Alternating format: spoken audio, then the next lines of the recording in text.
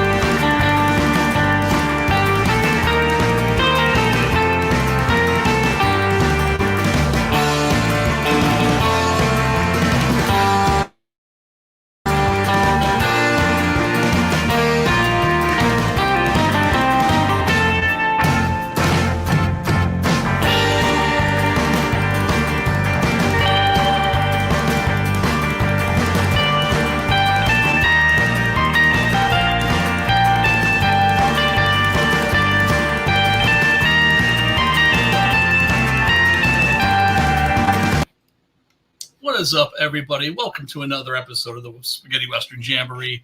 Whew, man, flying by the seat of my pants tonight. Tonight, of course, we are talking about the big kahuna. Some people would say it's the quintessential spaghetti Western. I don't know if I'd say that. Probably kind of is. But is certainly easily the best known. They used to show this on TV when I was a kid all the time. They used to show all of the Dollars trilogy / Man with No Name trilogy on TV when I was a kid. Of course, because Clint Eastwood was a big movie star. So while they wouldn't normally show a lot of Italian movies, they would show Italian movies if they had American actors in them. Anyway, this has been, wow. It is one of the most influential films ever made. Cretin Tarantino, as I call him, Quentin Tarantino, has pillaged the Sergio Leone movies for most of his films. This one in particular, I am told, because I refuse to watch a lot of his current stuff. I've never seen his remake of Inglourious Bastards. But I'm told that the beginning of that, for instance, is pretty much like a carbon copy of the scene in this where Lee Van Cleef's character, Angel Eyes, shows up and murders some fellow in his home. Anyway, Leone, of course, at this point, really, batting 1,000. Fistful of Dollars, of course, came out in 64. Here in, I think, 66, was a smash hit. People just went crazy over it all over the world. It was a remake of Yojimbo, actually, a Akira Kurosawa movie. And you should check that out. If you haven't seen that, go check that out. It is a classic, very much in its own right. And so in that film and then Fistful of Dollars, we have the birth of what became known as the anti-hero. And the anti-hero, of course, still a hero, but very cynical, very much not the guy in the white hat. It was a huge hit, so naturally there had to be a sequel, except that sequel is actually a prequel, and that's the movie that we covered last time here, and that is For a Few Dollars More. And a lot of people miss it. But the Dollars trilogy, the Man with No Name movies, are a trilogy in reverse. And that's because in Fistful of Dollars, that character's arc is pretty much complete. And so in the prequels, you see him basically the man that he was before, which is a little bit of a bastard. Let's face it, really kind of a scumbag in many respects, but there is that kernel of goodness that, of course, blossoms and comes into full bloom in Fistful of Dollars. So For a Few Dollars More, definitely a sketchy character. In this, he's just an outright bastard, complete and utter. He is just out for one thing, and that is money. But there is that little tiny kernel of goodness that is shown in one really important scene in this movie. We're going to get into that. But first, let me bring on some of my co-hosts. Of course, we got my man Preston Acevedo. What's going on, son? Yo, you got other people here too, or is it just me? No, we got Pops too. What's going on, Pops? Pops. What's going on? What about that treacherous Matt Burke? Oh, that bastard. This is old school, man. Preston, you know I'm going to be here for this. Come on. Yeah, I mean, hasn't everybody seen this? Because I'm talking about it. If you ain't seen this, you've literally been living under a rock. Right? Because I'm talking about it like I'm trying to explain it to people, because I think a lot of millennials haven't seen this movie. I know Zoomers for sure as shit have never seen this movie. They've never even seen a Western. Much Isn't less this the most referenced spaghetti Western ever? It's not even close. It is the quintessential spaghetti Western, really. Part of it has to do with its iconic theme, of course, by Ennio Morricone. Part of it has to do with, naturally, the cast. You've got Clint Eastwood, you've got Lee Van Cleef, who was in the previous film, but as one of the heroes, as Major Mortimer. And in this, of course, he's he's the villain, Angel Eyes. But then you've also got Eli Wallach, the Jewish Mexican, in this, right? Jewish actor from New York, in brownface as a Mexican character, which would immediately get this canceled, which is why a Zoomer, I think, would probably... Actually, you know what? If most Zoomers, I would recommend stay away from this movie. Stay away from it. Don't watch it. Nah, let him watch it. You might learn something. And it gets pulled off the fucking internet or off of store shelves or whatever. It needs to be banned. It needs to be burned. They might learn something. And this really is his movie. Well, I mean, this is Tuco's story. Really, he gets more screen time than any other character. And I know that Leone wanted to use Wallach again for Duck You Sucker, but Wallach had another obligation. Rather famously, James Coburn. James Coburn. Well, I mean, that's the thing about The Man with No Name, right? That was a part that was offered to a buttload of actors, right? And I'm not I can't possibly keep it like a proper order, but there is a proper order somewhere. But he was 11. He was right? It was like Henry Fonda, Charles Bronson, James Coburn. It was Richard. I mean, you kept going down the list, and Steve Reeves, the guy who played Hercules. Chuck Connors, wasn't he offered it too? Chuck Connors. I think yes. I think so. And I think James Coburn was willing to do it, except they weren't going to meet his price. They weren't going to pay him enough, so he turned it down for that reason. And I think number 9 was Richard Harrison, not to be confused with the British actor Richard Harris, right? Right. Richard Harrison had been in a lot of peplums. He also ended up in a buttload of spaghettis, right? He was like one of those American actors that they put in Italian movies to trick people into thinking that they were American movies. Yeah. And he was like, I got this peplum I need to do, but I got this friend. He's like a TV actor. His name's Clint Eastwood. And so Eastwood was known basically, I think, for being on Rawhide. Yeah, the kid on Rawhide, yeah. Yeah, it was the kid, right? Yeah. And he had been in some other TV shows. He played a beatnik in Mr. Ed. It's an old episode of Mr. Ed where he plays a beatnik and has like the little beard and everything. Boy, he probably wishes you wouldn't remind people of that. Oh, I'm sure. I mean, hopefully, he seems like a pretty chill guy. I would think he would like have a giggle over that shit.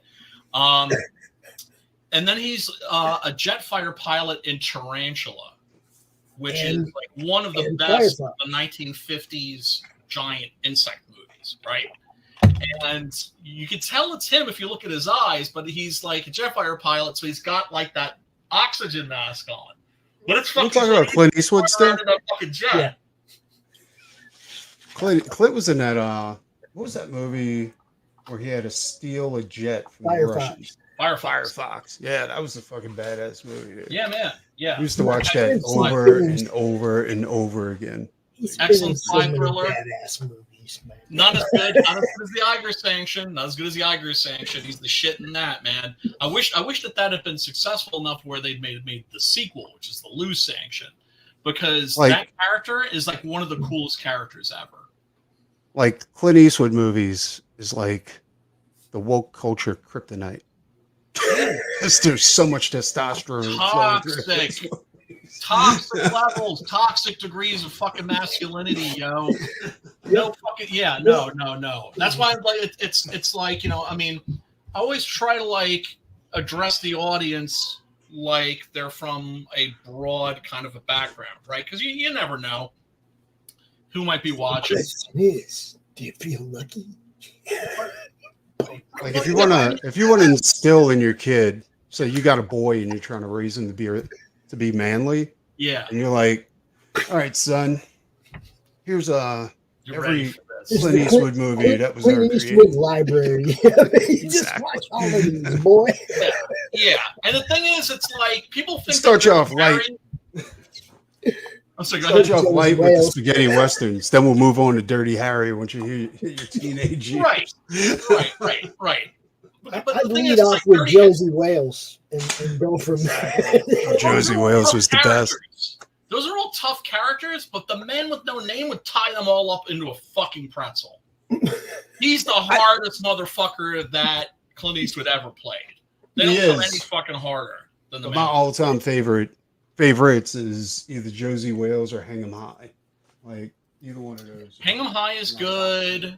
That of course that's not an Italian Western. That's an American Western he made. That's really good. I'm talking about Clint Eastwood. I'm not talking about. Yeah, right. Outlaw Josie Wales.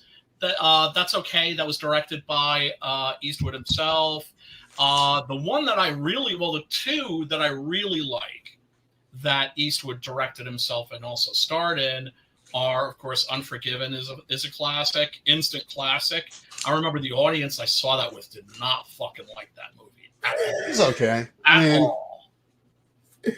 Because they came to see Clint Eastwood kick ass. They weren't expecting a revision. That's what I was about to say. Like, it wasn't as brutal as all his other Westerns. You know what I'm saying? I mean, it was good. I'm not saying it wasn't good, but if you were looking for Hang 'em High or The Man with No Name, anything like that, that is not the Western that you should be. It's a total different, it's almost a different genre.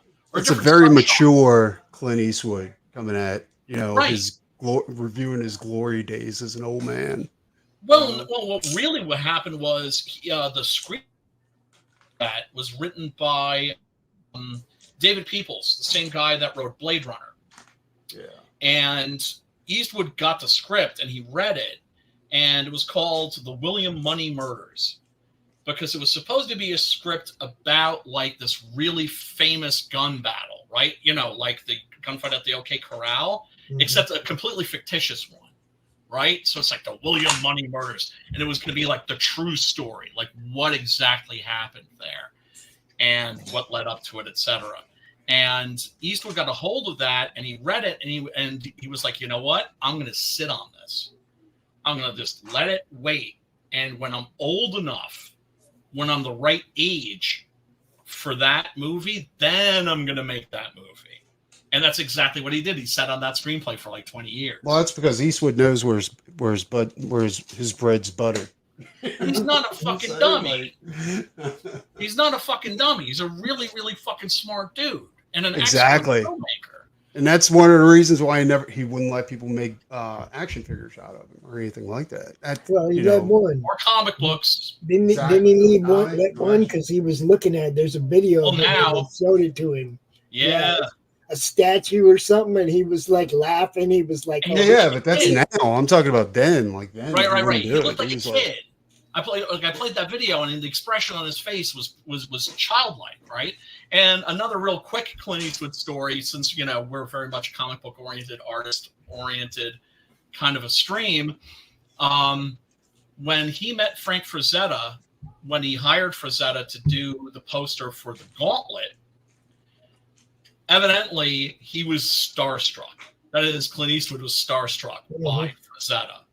Right. And Frazetta evidently got a real kick out of that. Well, Frazetta, I don't think I'm wrong in saying this, is that Frazetta is the guy who like injected testosterone into the sci-fi and art field. You know what I'm saying? Oh my God. Frazetta was a man's man, like was. In his personal life. Like most of those poses where he's like chopping people's heads off, that's Frazetta posing for that shit. Yeah, and that's what he looked like with his shirt off.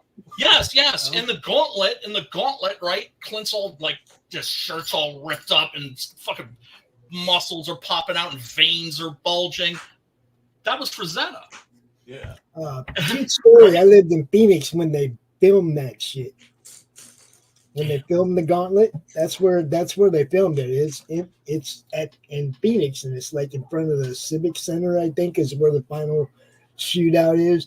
Not actually the Capitol, but you know what I mean. It's they rode that bus down I-17 and drove it into downtown. It's like all fucked up. Everybody's shooting at it. It's like they blocked off a whole bunch of the city to do the filming of that movie. It was crazy. Shit, I man, that's awesome. What the Gauntlet was about. You said the bus. I remember that bus, dude. Well, you know what the Gauntlet is about? The Gauntlet is about shit getting shot 500 billion trillion times. Everything in that movie that gets shot like 500 billion times, right? Like there's that scene, and it's meant to be comic, because I think some critics were like goofing on it because of that. It's like, no, it's supposed to be funny, right? Like when they used in the house of Sandra Locke, and or the motel, and they just fucking riddled with gunfire. Let's be honest, it was the John Wick of its time, is what it was. It was, man. It was like shoot 'em up shit, big time. Big time. The fucking they had cops like lying in the street shooting at that bus. They're making a remake of that, and you want to know something else? This is really fucked up news. Because normally I do like the Week in Horror for like the horror stream. Don't really do like the Week in Spaghetti Westerns because it really just comes down to like DVD releases, Blu-ray releases, that kind of a thing. Most people don't give a shit about that, but there's a remake of Fistful of Dollars coming along. What? Yeah. Starring Clint's son.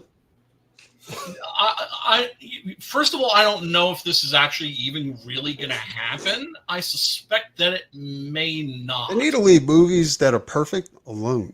Yes. Yes. Remake shitty movies. Don't remake good movies. Then again, they're probably looking at the box office on some of those shitty movies, and they're like, "Oh, I just never did very well. We shouldn't remake these." It's not just shitty movies. It's shitty movies that were supposed to be good. Right, but they went like go fix them. They zigged when they should have zagged. Yeah, go fix those movies. Go fix those movies. But here's the thing. Those movies were generally not successful. And the reason for remakes is because, well, it was successful, back 20, 30, 40 years ago. So Yeah, let's nobody's filling these Let's shoes. remake it for a brand new, younger audience. Nobody's refilling these shoes, and they're not going to make it better. So Let's make the main character in Fistful of Dollars a younger, more teen-looking version of Clint Eastwood, with more they can have a dance party. feminine spectrum to his personality. Timothy Chalamet is probably who I would imagine they would. They can do the dance party on the street with that. You know what I'm saying? In LA or something. The remake dance party. So the original. All right. The So the original Dollars Just trilogy. redo Xanadu. Now Bang bang! Actually, you know what? Really quick, let me before we get into this, let me pimp the new campaign for the new Six Gun Gorilla, or as Wenger would say, Six Gun Gorilla. Everybody who's not aware, I got this comic book called Six Gun Gorilla. The Long Days of Vengeance is the name of the series. This is the second trade paperback collecting issues 7 through 10. It's called The Great Silence. And yeah, we are funding right now on Fund My Comic. This is going to be awesome. As you can see, the art by some guy I heard of by the name of Preston Acevedo. Who injected some I testosterone. wish I could meet this guy. I know, right? I know. I'd be impressed as fuck. I'd be like, bad. I'd be It'd be cool if I could just hang out with him once in a while, like even online. You know what I mean? Yeah, fucking phenomenal. There's also a Fund My Comic exclusive cover by Dillard. That's this piece right here, which is fucking sweet. Beautiful. You can get both trade paperbacks. You can for a discounted price of $45. If you're a floppy guy, you can get new issues 9 and 10 for $20. You can also get just issue 9, just issue 10. In other words, there's something here for everybody. If you want to just get the first volume graphic novel / trade paperback, you can get that too. As you can see, Preston is practically done with the pencils for issue 10. He's finished the pencils for issue 9. We're already into colors. We're already into letters. You are not going to be waiting forever for this. And if you just want to kick the tires and see if this is something that you would get a kick out of, on this page, you can find the first 9 pages posted for free. And what can I say? Issues 9 and 10 are all action, just straight up Gorilla versus Zeppelin mayhem. And every order is going to come with this Wanted poster by the late great Adrian Sibar, who illustrated issues 1 through 7. You're going to get this 3 a.m. sticker, which is going to be I've done a 3 a.m. sticker before. Did I say 3 a.m.? No, 6 a.m. What the fuck is wrong with me? 6 a.m. Yeah. MC, I can tell you Marianelli. one thing that I admire about Adrian's work that I couldn't duplicate was his ability to bring realism and a sense of comedy to the work. Yeah, he was a real talent. I miss him terribly. He's no longer with us, of course. Preston, much to my joy, stepped in to resume the art duties. And, he always had kind of like a cleaner style, almost like a pop art style. And I actually managed, although he could be pretty versatile, but we kind of worked together and met each other halfway, and we ended up with a style that both of us were happy with. And that was really important to me, and I think that the results speak for themselves. Now, if you're a month 1 backer, you are going to be getting this limited edition print by Adam Miller, which, let's face it, this is totally cool. This is just fucking awesome right here. He did this as a trading That's pretty card cool. for his campaign. You think? And he told me I could use it for anything other than a trading card. So big ups to you, Adam. Week one backers are going to get this print by Matt Slay. And anybody Let me see that print again. Go back to it. This one right here? No, the one by Matt Slay. That's right there, son. And you can also at first I thought the balloon was a planet for some odd reason. It's a Zeppelin coming right at you. No, it did, doesn't it? Right, because it looks like a. Yeah. It's a Zeppelin coming right at you. Yeah, I love what he did with this. Good colors on there though. I like you can get the you can get that right here. That's going to be a issue 10 limited edition cover. If you're an Indiegogo person, you can go to Indiegogo and you can get the trade paperbacks. But if you want the cool shit, you want the fly shit, you got to go to funmycomic.com. And then, of course, he has a little note here to people that backed the previous Indiegogo campaign. You're getting all the cool shit. And also, there is this limited edition 6-gun Gorilla 3D printed figurine, which was manufactured by my boy, Simon Poitier, my Quebecois brother. I just need 9 and 10. That's all I need. Beautiful. 9 and 10. Oh, he's cute. Isn't he cute? Well, I mean, that's why I have a tier for everybody, right? Yeah. So it's like if you've already been collecting the floppies, or if you just want the floppies, you can just get the floppies. Yep. I have 1 through 8. I'm really happy with 1 through 8. Now I need 9 and 10, and I'll be there. Thanks. Yeah, I mean, the critical response has been overwhelming. Everybody who reads this book loves this book. It's funny, B, because I did a little rearranging today of some of my indie comics. I took everybody who has an actual series of more than 2 books and put them in a box of their own. Yeah. Ended up overflowing a short box any fucking way. I can't get this figured out. Well, look, I mean, that's one of the reasons I'm like a TPB guy. Not that I don't enjoy going through long boxes. There's always going to be a certain thrill in that, right? We're always going to, because it brings you back to your childhood, and it's like a tactile thing and all that. I'm always going to have boxes of comics around me. Too. Right. It's just, Hey, did you? I just love the convenience of it. The thing with me is that you put them in a bookshelf, and none of them are the same size. Everything's all fucking fucked up. Some like, you know what I mean? It's like there's nothing uniform about trades, and it pisses me off because I wish I could just buy them and put them in a bookshelf. I love trades. The only thing that I don't like trades when they're like if it's too many pages, it becomes a problem because a lot of the art and text gets lost in a groove. You know what I'm saying? That is a fact. Absolutely. That's probably that's one of the main reasons why I think I'm going to do saddle stitched on most of it. And if it becomes too big of a book, I'm just going to break it up into 2 issues or something like that. Like a Hell Knight.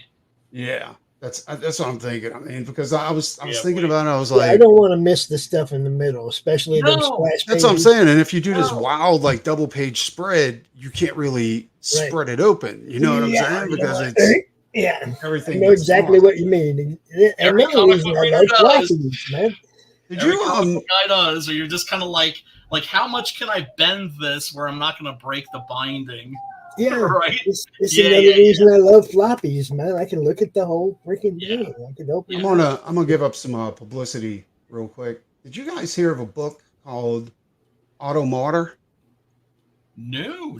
Share the link, my brother, man. This is one of and at the first time they launched this book, I was like, I'm not paying that much for a 32 page, 20, 22, 24, 32 page.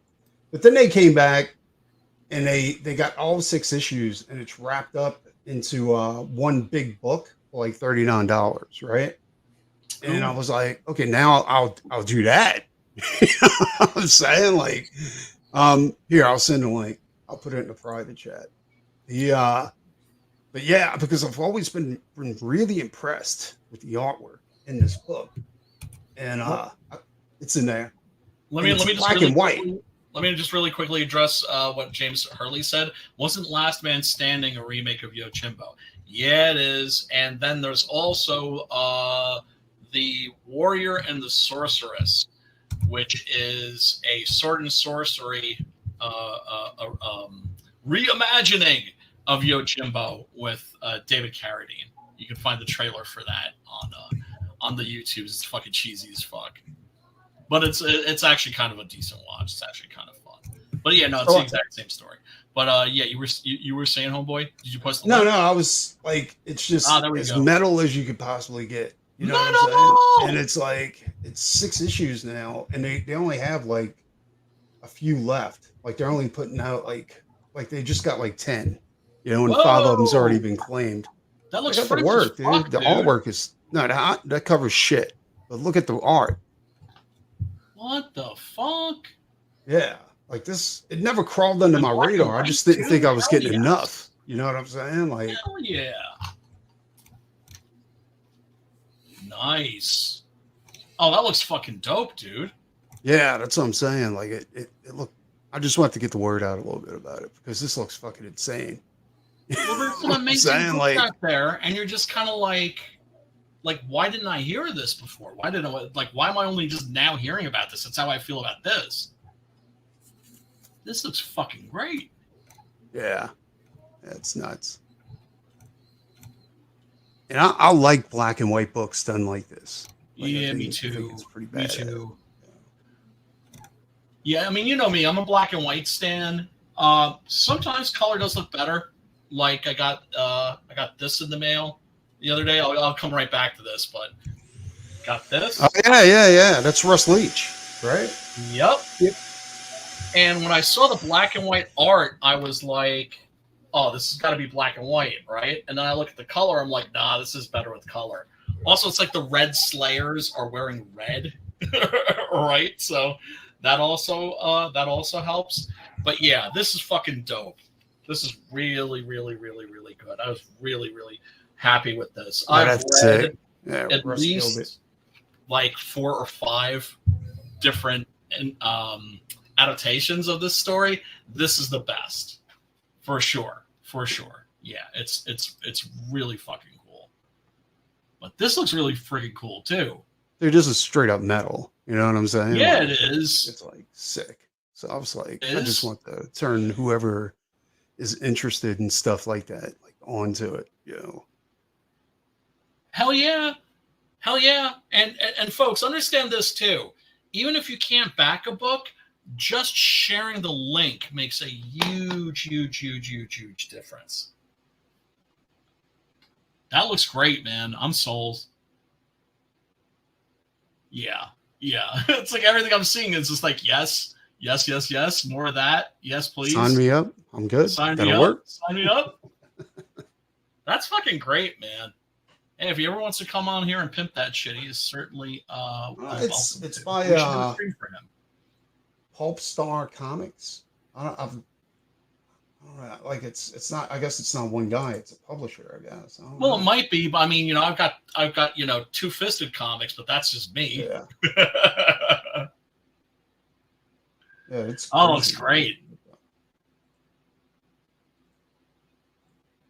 Hells yeah. Oh, and speaking of black and white comics, I also finally got around to reading this bad boy right here. Mosaic. Yeah, I got those. Yeah. By Kyle Holtz. Oh my freaking It's God. raw, but I got to tell you, I think I like his artwork. The art he did in there. You know what I'm saying? Rather than his style now, because it was a lot raw. Like it was raw. Well, he creates this world. The detail is just sick. It's completely out of control. I really, really love this. Yeah, and you see, this is the kind of black and white artwork. You look at this, you're like, no, this cannot be in color. Right? It'd be like taking like a great old like black and white horror movie and like some things just shouldn't be in color. You know what I'm saying? Yeah. No, Holtz is like one of the greatest talents that we have. I hit him up a long time ago about doing a 6-gun cover, but then money problems and everything. Oh, and I got this in the mail today. Ooh. Yeah. Good. I haven't seen it. I haven't seen the interiors. Oh, you haven't? Yeah. But a backup story I did. Yeah. Oh, you did? Oh, I forgot about that, actually. Yeah. Not so sure about this cover. I just mailed off the cover to the buyer that bought it. Oh, like the original canvas? Yeah. Look at that. I don't know. Sometimes, it's kind of crazy. Like sometimes I get in a mood where I just don't want to part with a piece, but I know I have to. Yeah. I've always wondered that about artists, right? It's like, how do you are there certain things that you have a problem parting with? Do you not have a problem parting with things, et cetera, et cetera? I do have a problem. Like sometimes, like one time, I don't know if you ever seen that piece I did where it was like the Monkey King of the Wizard of Oz. Yes. And he was like on his throne and he had all these different types of monkeys all around him. But the king was like the silverback gorilla, And right. And in the background in the cave, there's sculptures like in the walls of the cave of monkey heads, gorilla faces and skulls and shit like that. Well, the guy who bought it, he bought it for a pretty good price. I think I sold it for like $2,500, something like that. And which was kind of cheap at the time because it was a 24 by 36 piece. And but I always want to get that back from him. Because it was, brother man, damn it, brother man. This is why when you sent me that 6-gun Gorilla Iron Maiden piece, I told you I'm hanging on to it for you. Hanging on. I told you if you get sick, that motherfucker. You ever want that shit back? You're just like, I think I could maybe don't worry, I got you. Yeah, dude, I was always like, there's certain pieces that I just regretted getting rid of. Yeah, there it is. Yeah. So black, what white, I'm saying, red. Yeah. So it's a fight scene. I don't know what he did with the fight scene because I sent him the raw files. He just let Vaughn do whatever he wanted with it. Yeah. Right. Yeah. Big ups to our friend Von Klaus. Yeah, that's good. Yeah, that's cool. All right. That look good to you? Yeah, looks pretty. I gotta say too. Cutting that chick in half is just the cherry on top of the sundae. It's very Preston. Well, Vaughn said he kind of wanted a bird's eye view of him like cutting it. And at first I was like, how the fuck am I going to pull that off? Then I realized it's anime. Like it's the Wild West. You can do whatever you want. Right. So yeah, it's not meant to be an accurate representation of reality. No, not at all. I mean, comic book art never was, That's what I find so funny about the whole, like, where are her organs thing, right? It's just like, did you notice that, like, Batman and Superman, it's like their costumes look like they're spray painted on? You can see, like, muscles and veins and shit, right? Well, that's what they say, like, all superheroes are naked, God damn, man. But yeah, no, cool shit in the mail. And man, there's just something fun about getting comics in the mail. That's just always kind of cool. Always kind of rad. Always kind of rad. I got cool shit in the mail. Out there, Pops. Oh, that's the novel, right? Yeah. Proof copy. Proofreading it. Nice. Nice. Proofread for Chris Brown right now on this. Nice. Good stuff too, man. I'm telling you, we play RPG based on this town. He's got graphic novels, tabletop game based on the town. Just there's lore behind the town. You know what I mean?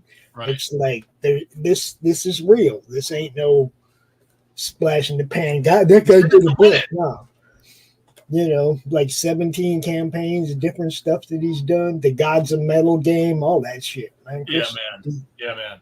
Chris's fucking body of work is deep. That's awesome, man. Oh, did you guys hear that Joe Vigil has a new Cowboys in Hell? Does he really? It's about time. Not Cowboys in Hell. It's what's their name? The chick from Cowboys. Sinbug. Sinbug. Yeah. The new Sinbug.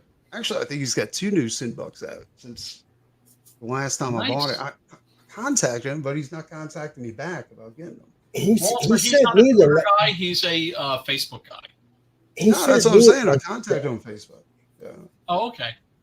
He sent me all that stuff. The all the stuff that he had up to like a year ago when he sent it to me. So Well, it ends at 12 issues, and he's getting really close to his 12th issue. He's trying to do it before he dies. Yeah. Right. It's his life's work. Yeah. Yeah, you start this movie and the whistling starts and it's all over. I always call this a hangout movie, right? Because one of the things that's so amazing about this movie and why it's so quintessentially Leone is because, like, one of my rules as a writer is get rid of every scene that doesn't move the story forward.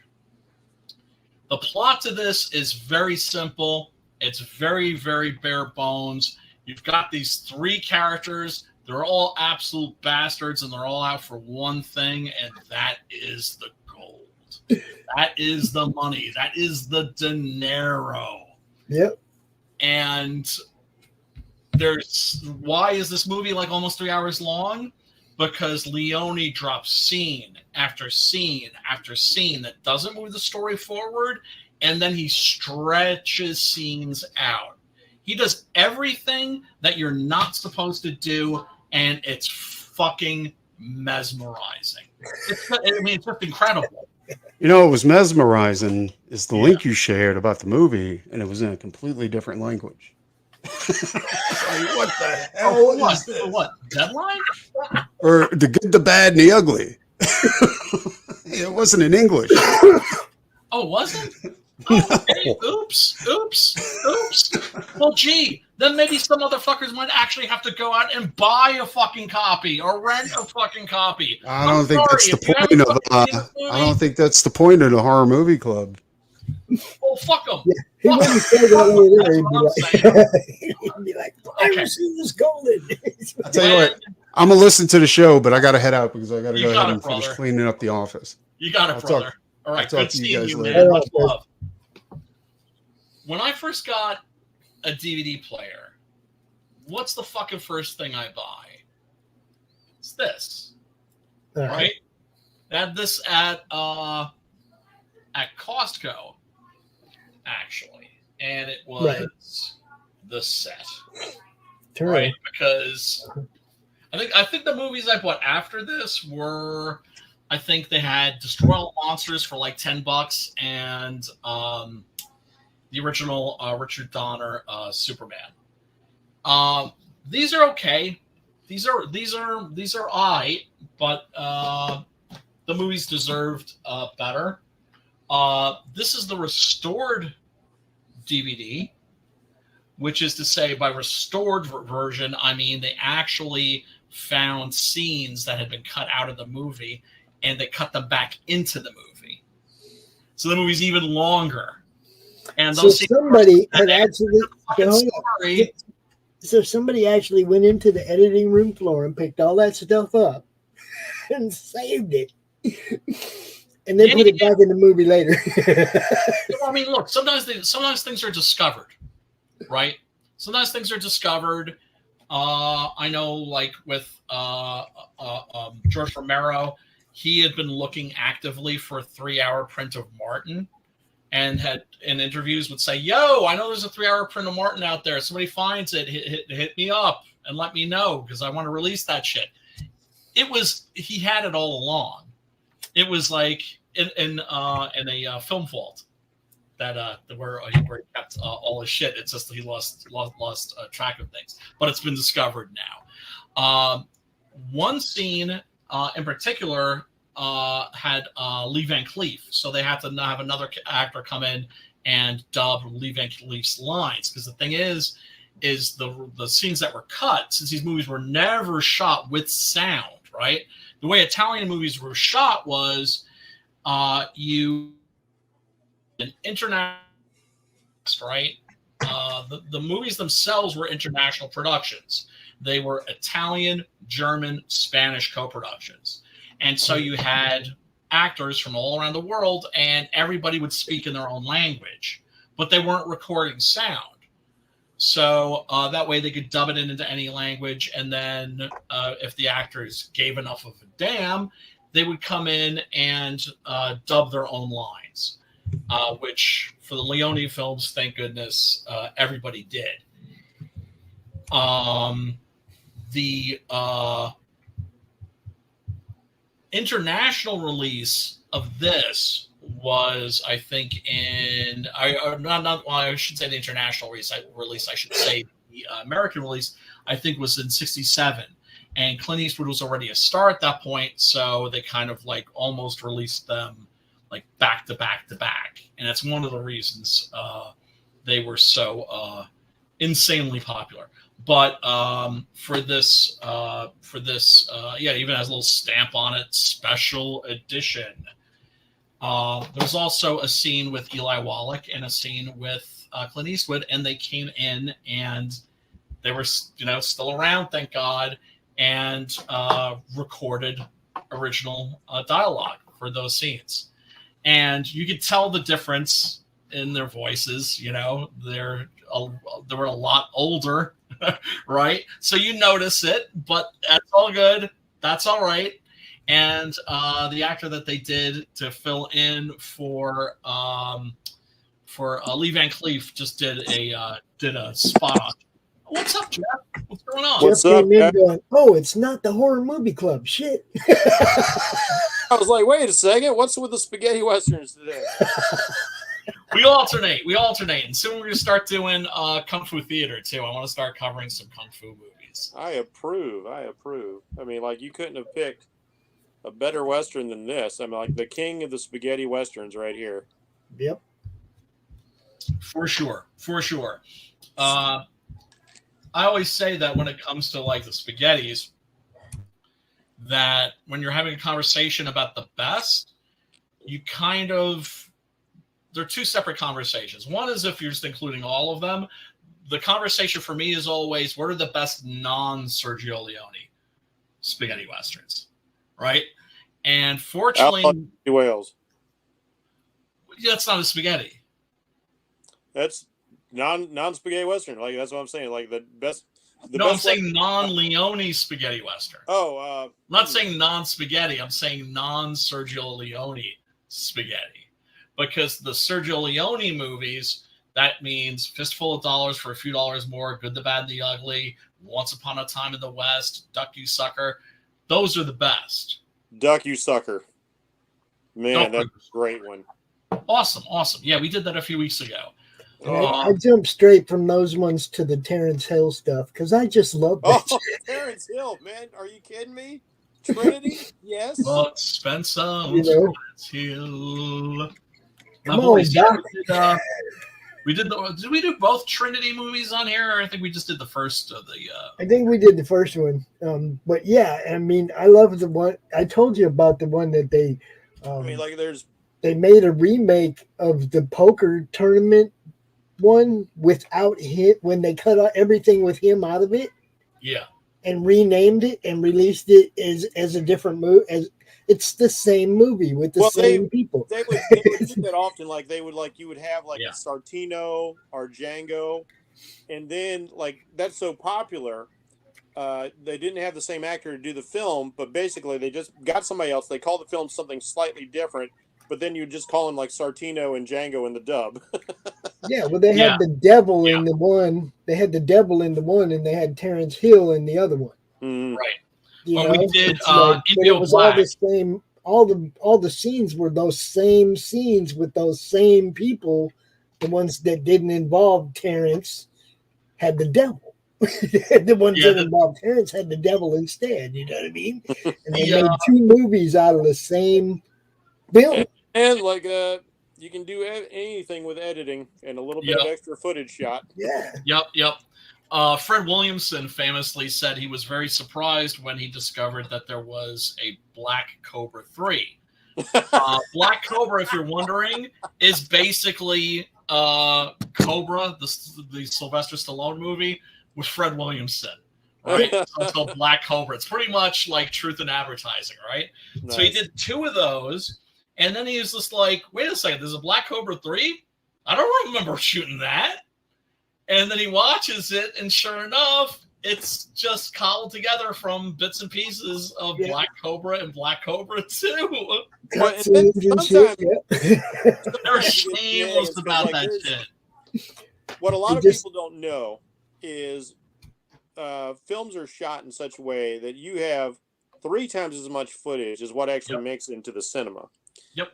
So you can end up recutting a film. This is why when you'd see a film come on TV, they'd have a different edit, so it's new and exciting for you.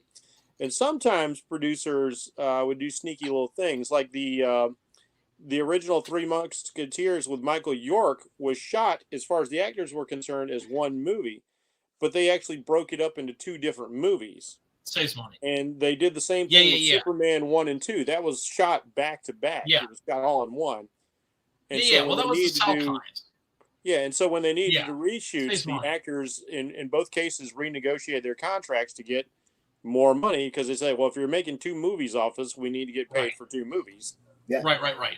Yeah. They would do that. They still do that as a cost cutting measure. Mm-hmm. The Lord of the Rings movies, for instance. Yeah. Being the most famous example. They spent like over a year shooting those damn things. Because it saves a lot of money. It's not like you have to build everything and then tear it back down and then put it back up again. No, it makes logical sense. Absolutely. Yeah. Right, but then if you have a bomb, then you're in trouble. Yeah. And that's why they didn't shoot two back to back, because they weren't sure. They weren't willing to gamble. They definitely bet the bank on the Lord of the Rings series. Yes, very, very, very much so. And Peter Jackson pitched it as one movie. Mm-hmm. And then Bob Shea, the head of New Line, said, well, gee, that doesn't sound like one movie. That sounds like 3 movies. Mm-hmm. It was like, okay. And he, what up, Matt? Yeah, Matt. Oh, what's up, guys? How you doing? There he is. Happy birthday to you. Oh, shit. Your is breath it? smells like poo. No. What up, Matt? What up, cheers, dude? man. Thanks, man. Happy birthday, brother, man. How are you doing? Pretty good, man. Just got back from from having some tacos. There's this new spot that everyone's raving about on TikTok, and fucking had to go there. These deep fried tacos. Had some of those. Pretty deep good. Fried tacos. Oh, it sounds good. Oh my god. Yeah. Tasty. Pretty greasy though, man. Pretty greasy. And some carnitas and some carne asada. Oh, you gotta have that shit sometime. 10-pack with a big old bucket of red sauce. Happy birthday, motherfucker! Yeehaw. But look, it's very simple. It's like you can eat like that. You just can't eat like that every day. Yeah, no, I get that. No. I'm impressed that you had a happy birthday sign at the ready. It wasn't even loaded. It didn't take me. It took me that long to find it and load it, and then show it. Yeah, man. He's a wizard at the keyboard. I've been doing this for a while. It's pretty second nature now. As long as the file, as long as I know where the file is, I can get it that quick. A lot of times I'm like, oh shit, where's that one? I want to show that. Then by the time I show it, it's not even relevant to the conversation anymore. That one was pretty quick. I know where that one is. Just taking a look at some of the posters here. Some of these are official. Some of these are fan made. Nice. All good. All like good. that one right there. I think that's really cool. I love the one from a few clicks back. There's like the 3 eyes as they're all looking at each other. That one's good. And then like a little bit further back from the showdown at the end, of course. Yeah, just the tight shot on all the eyes. Yep, because it's Sergio Leone we're talking about here, and he's all about those tight shots. All about those tight shots of those sweaty faces and those interesting faces too. And you gotta love that. One of the guys I podcast with when we discuss films, Lance is one of these guys who still likes to shoot on actual film. He's all about preserving film. Right. So I like to call him like he's a bit of a snob because he likes his film, and I get it. But I shot everything I did on video because it's just so economical. But I appreciate film. And one of his comments is like when you see something like a Western and one of the things we like about like these medieval things, and even the things George Lucas did with Star Wars, is they make it look lived in, dirty, and gritty. You know, if you're not in the shining palace of like the Hunger Games, you need to see the people are living in the dirt because they're struggling, and Right. that's what you got to appreciate about these Right. spaghetti westerns in particular. Because remember, in American cinema, remember how clean all the westerns looked until the spaghetti westerns came out. Of course. And I always draw that distinction between the spaghetti West and the fictional West of Hollywood, and then, of course, the real Old West. These movies had such an effect on people that I remember a friend of mine was watching Tombstone with me. This is like when it had first come out, right? And I missed it in the theater, and I rented the tape. And he's watching it with me. It's like, this is bullshit, man. Look at how like clean everybody is. Look at how well dressed everybody is. I'm like, where's the trail Tombstone. dust? yeah, it was actually like that. But in Tombstone, yeah, right. Because Oscar Wilde did a tour. You know, the guy who wrote The Importance of Being Earnest, and then, of course, most importantly, the Picture of Dorian Gray. Mm-hmm. He toured the Old West and on a reading tour. A lot of writers did this. Dickens came to the United States and toured, right? Did a reading tour.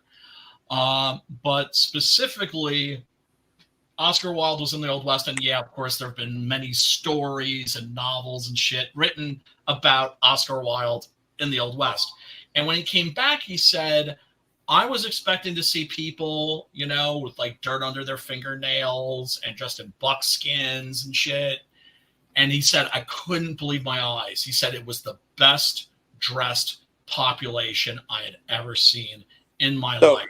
It sounds like he had more of the Deadwood experience, where they kind of civilized an area, but they, you know, it's the West, but there's a couple of different layers to the Old West. Oh, for sure.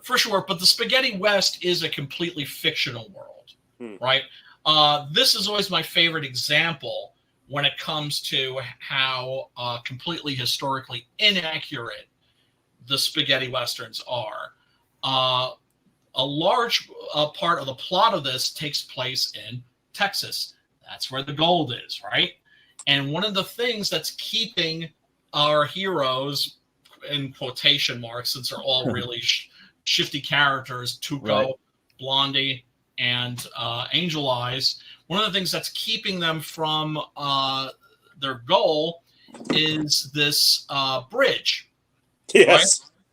Where they're the North and the South, the Civil War, are fighting.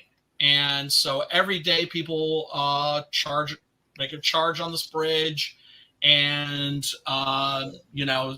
nobody can seem to get the upper hand. It is just a stalemate. They are just throwing bodies into a meat grinder at this point. Now, the problem with this is the Civil War was never fought in Texas. No. In fact, one of the plot points in my comic, Six Gun Gorilla, is that they're in Texas to stay away from the Civil War. That's the Alamo. Texas Rising. Right? Just throw it all together. Same thing. They gave zero fucks. And the thing is, it doesn't matter. It doesn't hurt these movies in any way, because you are in the Spaghetti West and it is another dimension. Yeah, it's off. Well, it's like its own world. There's something otherworldly and uncanny about it. You get a feeling sometimes like you might be in hell or purgatory. It's 100 times more violent, dirtier, meaner, nastier than the actual Old West was. Certainly 100 billion times more violent, because gunfights weren't that common. And in this, people are getting gunned down all the time. I was talking with somebody about Jaws, and talking about how a proficient director can make you forget about reality. Yes. And there are some things in Jaws, like a glaring faux pas in Jaws is, you remember the scene, the classic tension-filled scene where Quint first hooks the shark, and he's in the shark seat. Yes. You know, the fishing seat, which is bolted to the deck of the ship. Yeah. After that scene, that disappears. You never see it again. Well, it's a continuity error, yeah. It's a big continuity error, but like it doesn't matter. I didn't know that for like 20 years. And thinking back on it, like if that chair had still been bolted to the deck, Quint would not have slid into the mouth of the shark. Exactly. They needed to get rid of that chair. Even Peter Benchley was telling him, like, he's telling Spielberg, he's like, in the book, the shark just finally dies from its accumulated wounds. Like, a shark would not eat a tank and then chew on it. It would spit it out at the very least. And he said, nobody's going to buy this. And Spielberg turned to him and said, after the journey I have led the audience on, they will go with me on this. And we all did, because we wanted that big, exciting, cathartic moment. And that's what this gives us. It's like you said, it's not reality, but it's so spectacular. We're sucked right into it. Yes. If you want reality, watch a damn documentary. Yeah.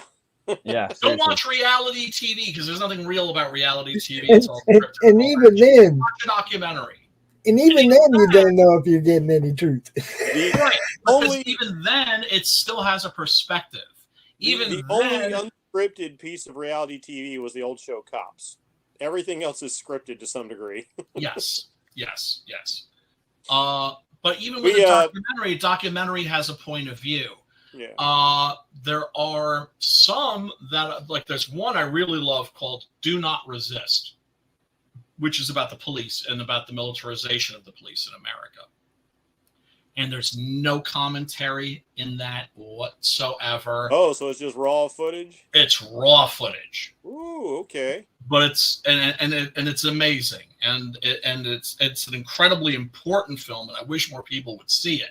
I'm definitely going to check it out. They're not. No, you should definitely. Because also it deals with, I think, a social problem that a lot of people in America have their heads in the ground about, should maybe give it a little a closer examination.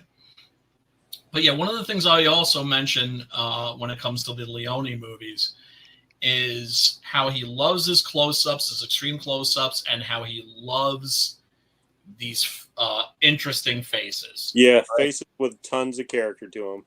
Right? And so the first shot of the movie is this gorgeous landscape. This is Almeria, of course, in Spain. There's a Facebook page, I love the bits, that is all about showing what these places look like today.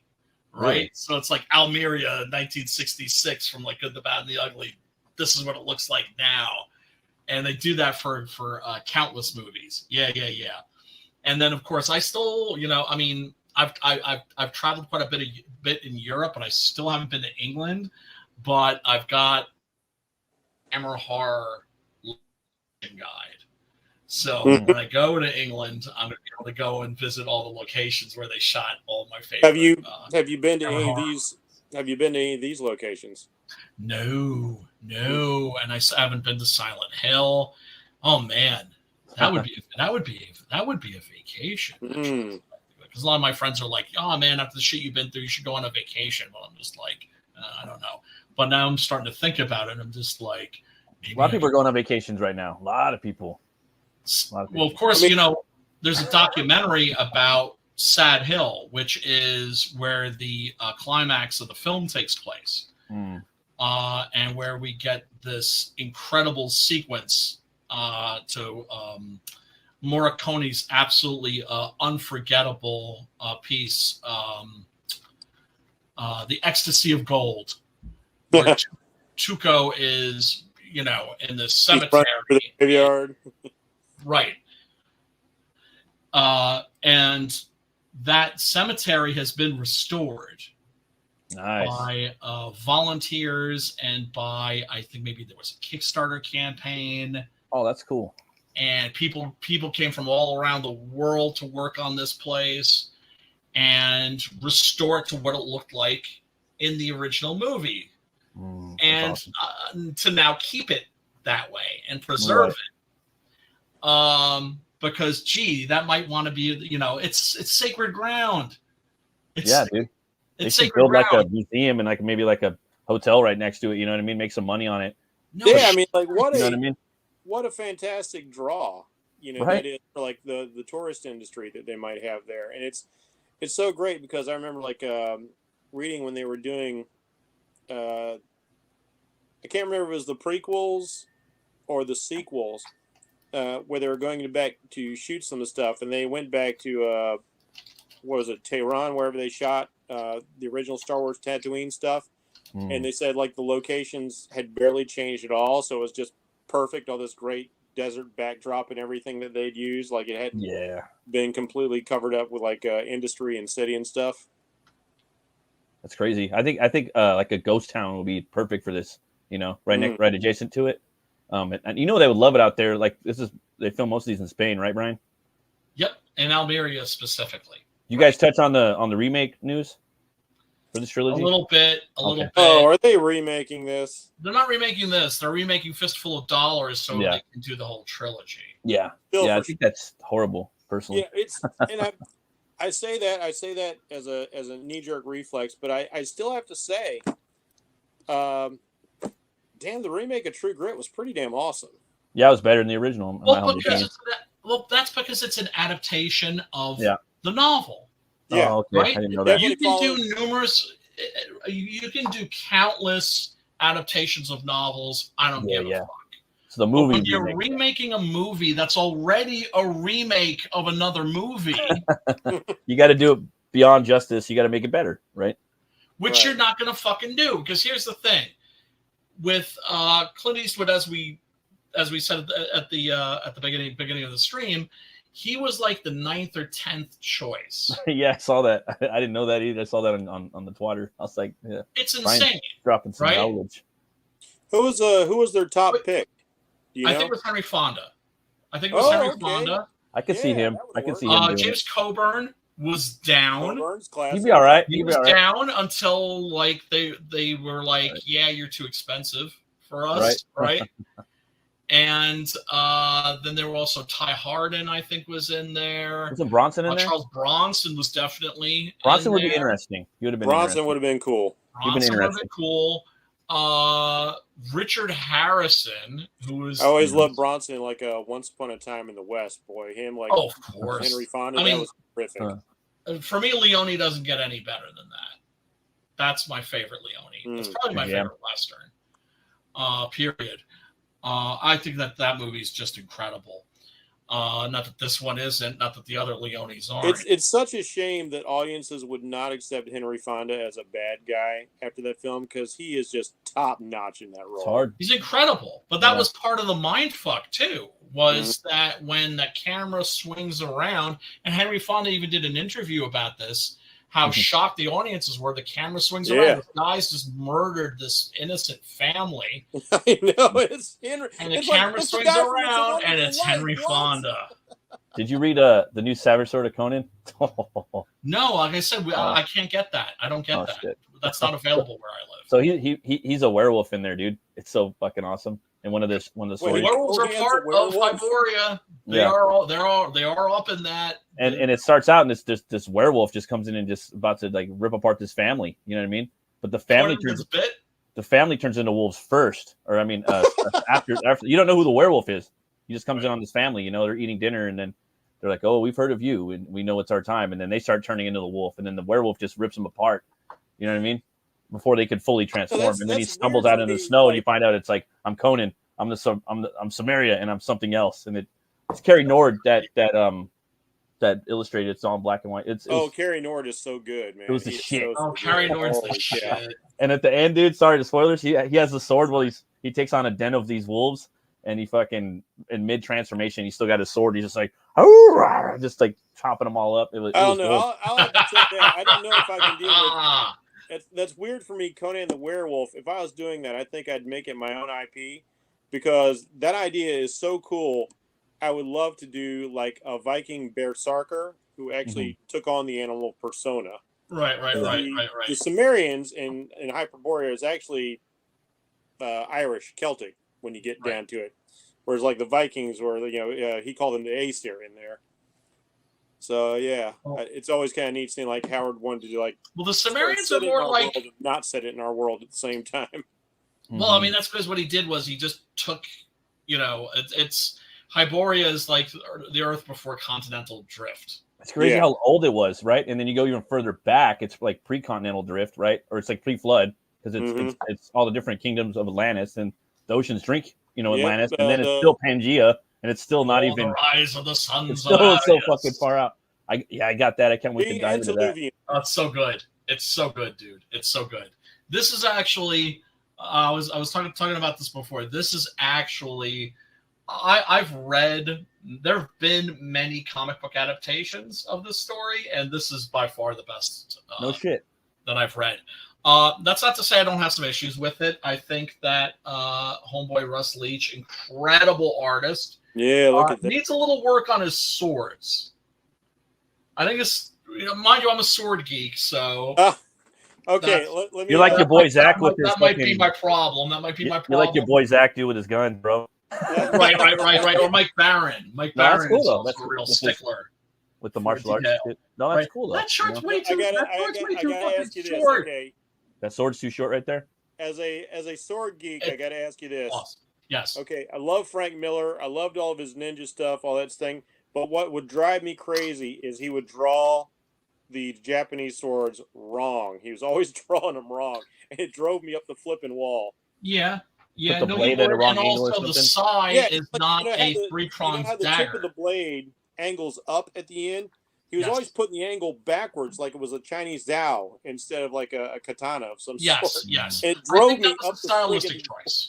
Yeah, it's probably just that was a stylistic choice because remember, he was working from manga, Japanese comic books that weren't translated into English. But they still drew the damn swords, right? I've got all right. That's what I'm saying. I think it's a stylistic choice. I think it was a stylistic choice on him because also a stylistic choice for him that I dug was the way he decided to make Wolverine's claws look like Tanto blades. I thought that was cool. Yeah, that was cool. Dope. I also like the John Byrne claws, where they look like they're shaped like the long spikes. Claws. Yeah, it's crazy how everyone draws them a little different. Yeah, every now and then, John would have them at an angle, and you could actually see where he would draw like a line to show. Right. Yeah, like animal claws. It always brings me back to what Neil Adams said. He said, "Style is everything that an artist does wrong." Right, 100%, man. No, I agree with that. And like for me, it's like I'm always looking for the cartoon in it. In the comic books drawing, I'm looking for. I don't want to see actuality. I want to see, I want to see the cartoon. I want to see the Calvin and Hobbes. Right. You must enjoy people like Humberto Ramos then. Like, I just love comic art in general, and like or just cartoonists, from Will Eisner, like all the way up till now till Kyle Haas. Let me ask you this: Daniel Warren Johnson, and how do you feel about far more realistic artists, and this guy is probably the driving force behind that, whether he meant to be or not. But one of the reasons, like it takes so long to get like a lot of quality comics out, is it feels like a lot of people are following in the steps of Brian Hitch. Yeah, I'm not a big fan of that. I never was. I don't think I ever will be. For me, it takes me out of it. It feels like I'm watching a movie, and that's not what I'm trying to do with a comic. I'm trying to read a comic book. If I want to watch a movie, or like we're talking about a documentary or the Spaghetti West. I'm going to watch a documentary. I love Brian Hitch, but let Brian Hitch do Brian Hitch. Yeah, everybody else should not be trying to do Brian Hitch. No. Which is like 3D models too. People just trace those now. Like you could, I could just get a badass 3D model. Like people do it all the time now, and they just trace the model and and then just put other things around it, and that's it. I mean, if you're going to use a model as a reference, and I'll admit I've done that from time to time as well, but a model is not going to exaggerate. If you just trace it, but if you use it as a reference, because I used to use my action figures, like 30 miles are a lot easier now because I can flip them around. But you've got to put in the work yourself still. You've got to take that thing and exaggerate, because comics are all about exaggeration now. Unless you're Brian Hitch, who somehow makes the comic world look believable. Right. Which like, is the strength. Like he said, let Brian Hitch be Brian Hitch. Don't everybody else try to be Brian Hitch. Right. Shake it up a little bit. If you got a model, if you got one of those little posable models, pose them and then fucking shake them.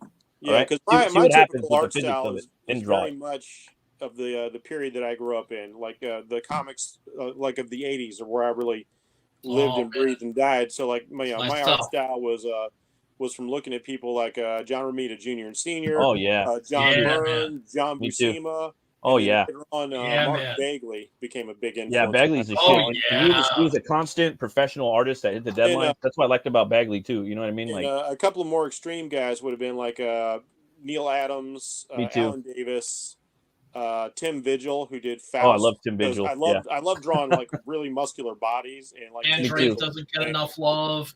Mike Oh, yeah. Blue really doesn't get enough Shit. love, but that's also because he left the industry to go to Hollywood. Oh yeah, hard dude. Same another guy like that went hard into Hollywood was Stephen Platt. I saw an interview with him. He was doing all the like Christina Aguilera and Britney Spears and Fred, what was that guy? George Michael's music videos. Like he went full Hollywood quick. Like he just disappeared like in the 90s, you know? Like he blew up and then he was gone. It's like, like Joe Mad. Joe Mad got out before everything crashed, and he's like, video games is where the money's at, so here I am. That's how I got into him, was through Darksiders, like through the video games, because they were so cool, and like those, and still like his style is exaggerated. Like Ramos is inspired. You were talking by Mad, you know, the big bodies, amazing, little heads, big bodies. That's what I'm at right now. That's kind of how I feel about Preston. I kind of feel like what's one of the reasons why I want to get as much work done with him as possible in the time that I have to get work done with him is because I feel at some point Hollywood's going to go yoink. Yeah, you know what I'm saying? That's what happens with a lot of guys. You know, and I was like watching an interview with Bisley. I know we're sidetracking real quick, but he was saying, good. That's what we do here. Maybe I should have went to Disney. I was off of Disney, and maybe I should have took that role, you know, and been an artist over there, you know. Fuck it, you know. And like a lot of artists that are in comics, they're like, fuck you, like they'll kill you, they'll break you. You know what I mean? It's like a good woman. She either makes you or she breaks you.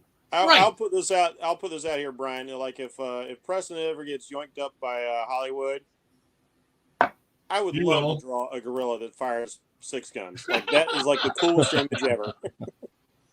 I like whenever I see. I'm super lucky, man. And I see those images, I'm like, this is like the most fun thing I've seen.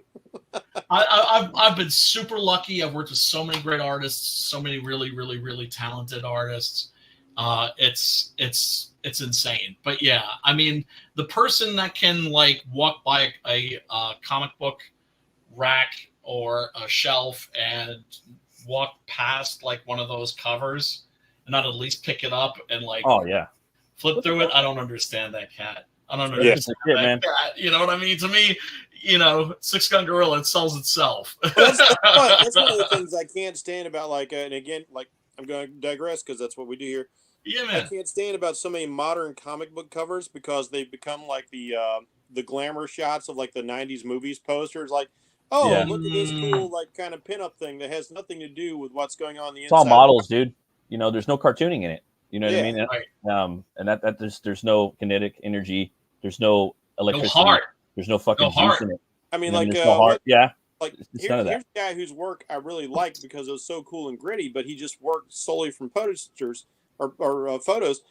Tim Bradstreet. Tim Bradstreet's great, sure. But I was thinking of him when you're talking about Hitch right now too. Yeah, it's so static, man, because he's just all like he's got a guy and he's holding the gun and he's in the shadow with the that's why he's good for light over him. Always, that's why he's good for covers. But would you want to read a comic book like that? No, I don't. I get bored. Like there's a lot like him. You know, Ross. I know. Even Alex Ross knows how to take these photos.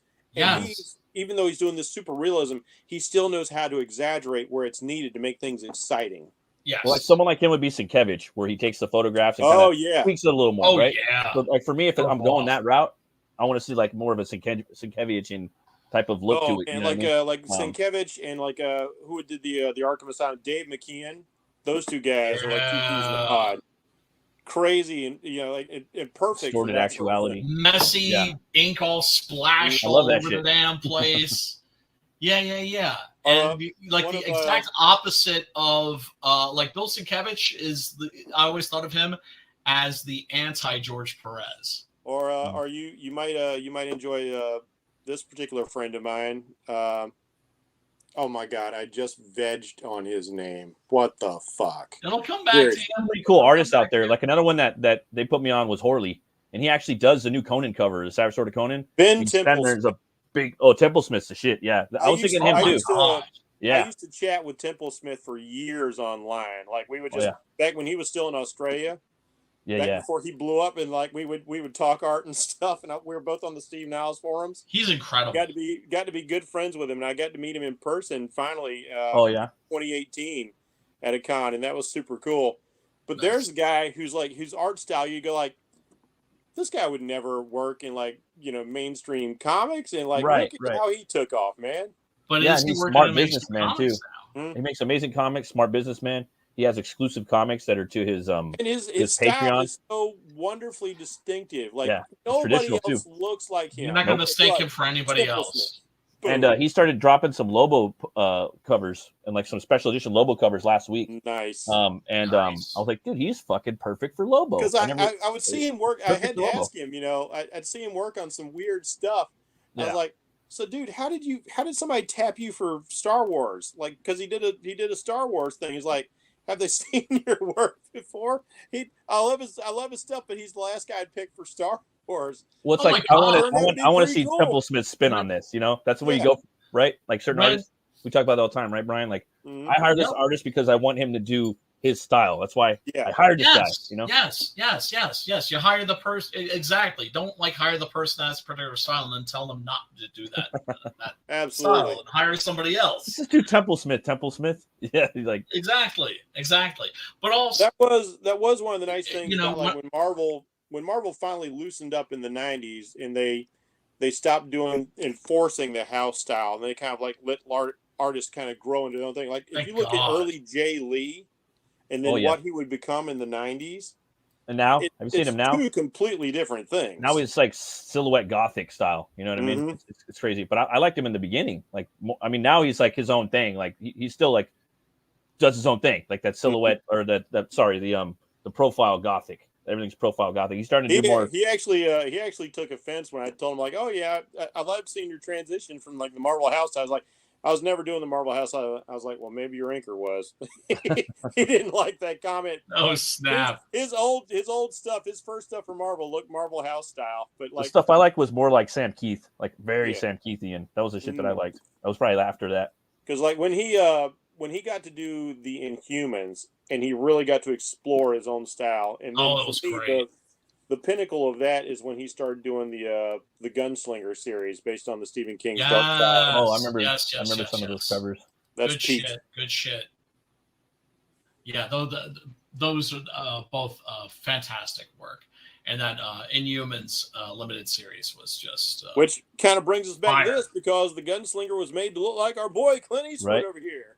And they're working on a TV show. The guy that does The Haunting of Hill House is actually working on that right now as we speak for Amazon. Wait, he's doing what's he working on? Oh, that's right. Yes. Wait, what are they working? Perfect. What are they working on? The Gunslinger. Oh, thank God, because that movie sucked balls. It was such a letdown. Yeah, it was so disappointing. Yeah, I love the actors in it. You know, I love Idris Elba, and I love Mr. All Right. But like, boy, they were terribly miscast for that. I was gonna say, but they're kind of miscast in there, I think. Yeah, absolutely. And I didn't even read the books; I just wasn't feeling it. You know what I mean? And that was always something. No, because like they even said later in interviews, they decided like for those of you who don't know, spoilers, 5, 4, 3, 2, 1. At the end of the Gunslinger, you find out Roland repeats his mission until he gets it right. He's stuck on the karmic wheel. Oh yeah, and so this was supposed to be like another reality iteration of that. Yeah. But it just it didn't work. Yeah. No, it was shit. It was shit. And Mike Flanagan is the perfect guy right now. He's the Stephen King dude. We waited way too long for the last book of the Dark Tower, and it sucked balls. The last book sucked balls, and then the movie. I don't think it sucked balls, but it did feel a little anticlimactic. And I did see. It felt like he rushed it because the fans were giving him shit. Well, Stephen King started getting back on those books because after he got hit by that van and almost died, he was like, I don't want to be like some authors who die before I finish my magnum. Right. Yeah, that's cool. At least he finished it, I guess, right? If you look, it still felt rushed. It felt badly rushed. Like he just threw something together. If you want a little bit more Gunslinger that feels like the Gunslinger, because I was a little disappointed in the ending because sometimes I kind of like the the cycle of karma going on there, but I thought the way the villain was defeated was like a little too simplistic, a little too easy. But he did For seventh book, yeah, that's what I mean. Yeah, I mean, like the guy gets erased my hours from back. existence with like a pencil eraser. That was kind of weird and metaphysical. Yeah, but the check out a story he did that's still in the Dark Tower world, the Gunslinger world, called The Wind in the Keyhole. I think that'll satisfy you the way the earlier books in the series did. Dude, I've been reading the Savage Tales of Solomon Kane right now. I just read the third one, the Red Skies. Oh my God, so good. I'm just saying, the Dark Tower, the way he ended that shit was lame as hell. After reading 6 thick ass books, I want a 7th badass thick book, right? And I didn't get it. Well, you got to stick the landing. Right? And that's one of the things. Like for instance, it's like first of all, like advice to anybody out there that's thinking of writing a comic book. Don't start out with like a big 10-issue saga. Right. Do a one-shot. Do a bunch of one-shots. 4 or 5 issues. Right? Don't do fucking 10 issues. Right. Do a bunch of one-shots maybe if you're. But I mean, sure. You can't take Randall Flagg from the stand. Sure. That the last 2 issues stick the damn fucking landing that they deliver. Hey Brian, like the reader is going satisfied. Like when you're writing a story, I agree. Like you got to come up with your ending first, right? But damn, that ending's got to fucking slay, right? Yeah. The ending has to be the big cheese, the big banana, the beginning and the ending. They both got to slay, right? The intro, and the middle, but the ending and the beginning. Oh, right. Because and here's the thing: you can start out. You just got to drive your motorcycle into oncoming traffic. Boom! I understand Pop's desire because I get it, because like all this has been building up. Like he's the hero. He's of the line of Eld. He's basically this own like alternate reality line coming down from King Arthur. And who slays the dragon? Not him, but an artist who's had his tongue ripped out. And he basically draws the guy and then erases the guy. And that's how you defeat the bad guy. That's very Mignola in. That's what Hellboy is. He's like a descendant of Arthur. Yeah. And they put that in the reboot of the first movie where they reboot. They put real quick, total non sequitur. I found out what the deal is with the new Hellboy. What's that? The deal with the new Hellboy is that it's like the Roger Corman Fantastic Four. Oh, it's a movie that they made. That makes a lot of sense. That's a rumor. To make a movie. That's a rumor going around. To hang on to the rights. Right. Yeah, no, that's a rumor. That's a rumor going around. No, that's a breadtuber rumor. No, that's a breadtuber rumor. That's what everyone's breadtuber. And I think that there's validity.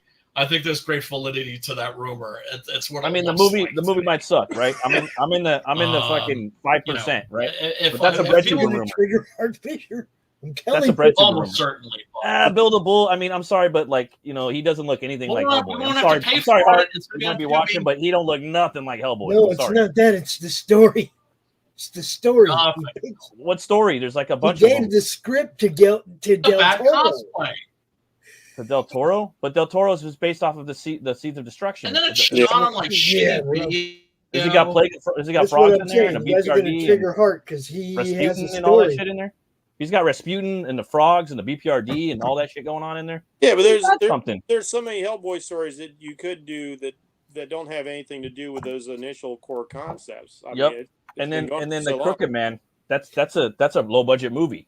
So they're like, let's reboot it with a low budget movie, and he's like 15 years old in that movie. He's just born. So that's great idea.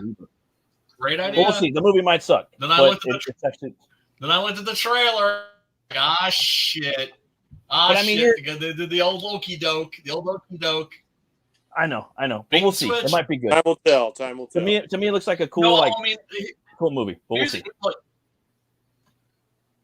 Here's the thing you have to understand about Matt, Jeff.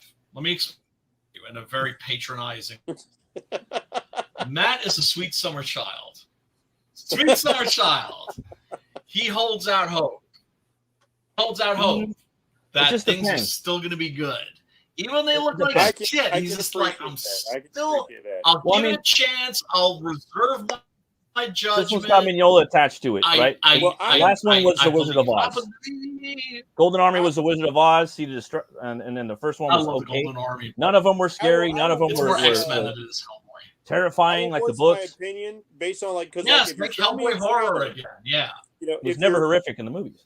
Yeah, if you're showing me a trailer, this is what I have to go on, and I will base my opinion on that.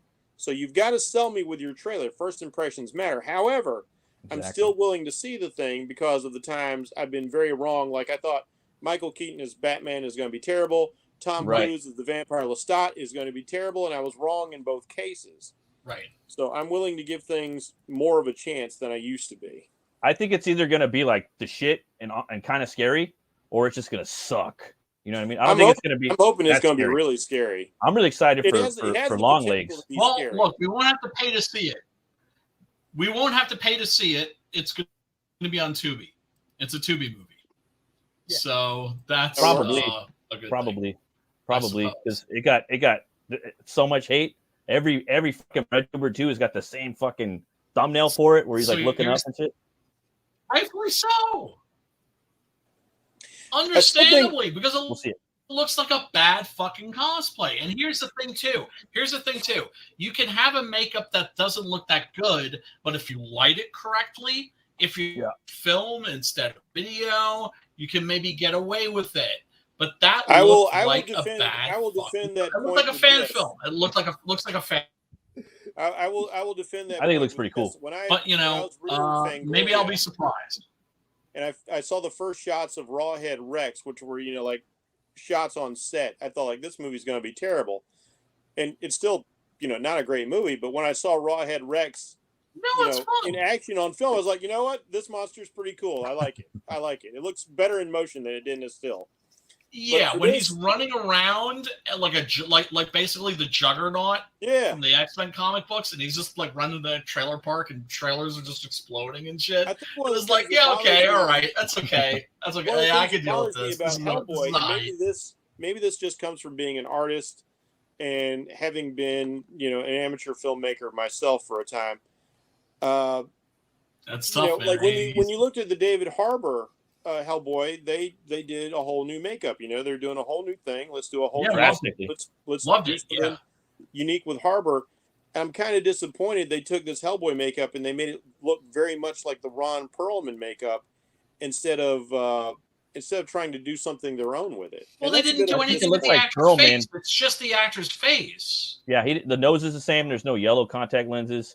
I think it's like Perlman's, but even more stripped down.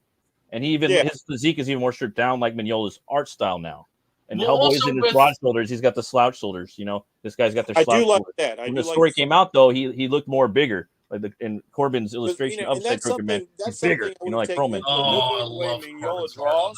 I would have built out the neck down into the shoulders to give you that. It should look physically intimidating. That's the one thing they can never give him, though. The one thing that they can never get right: the chicken legs.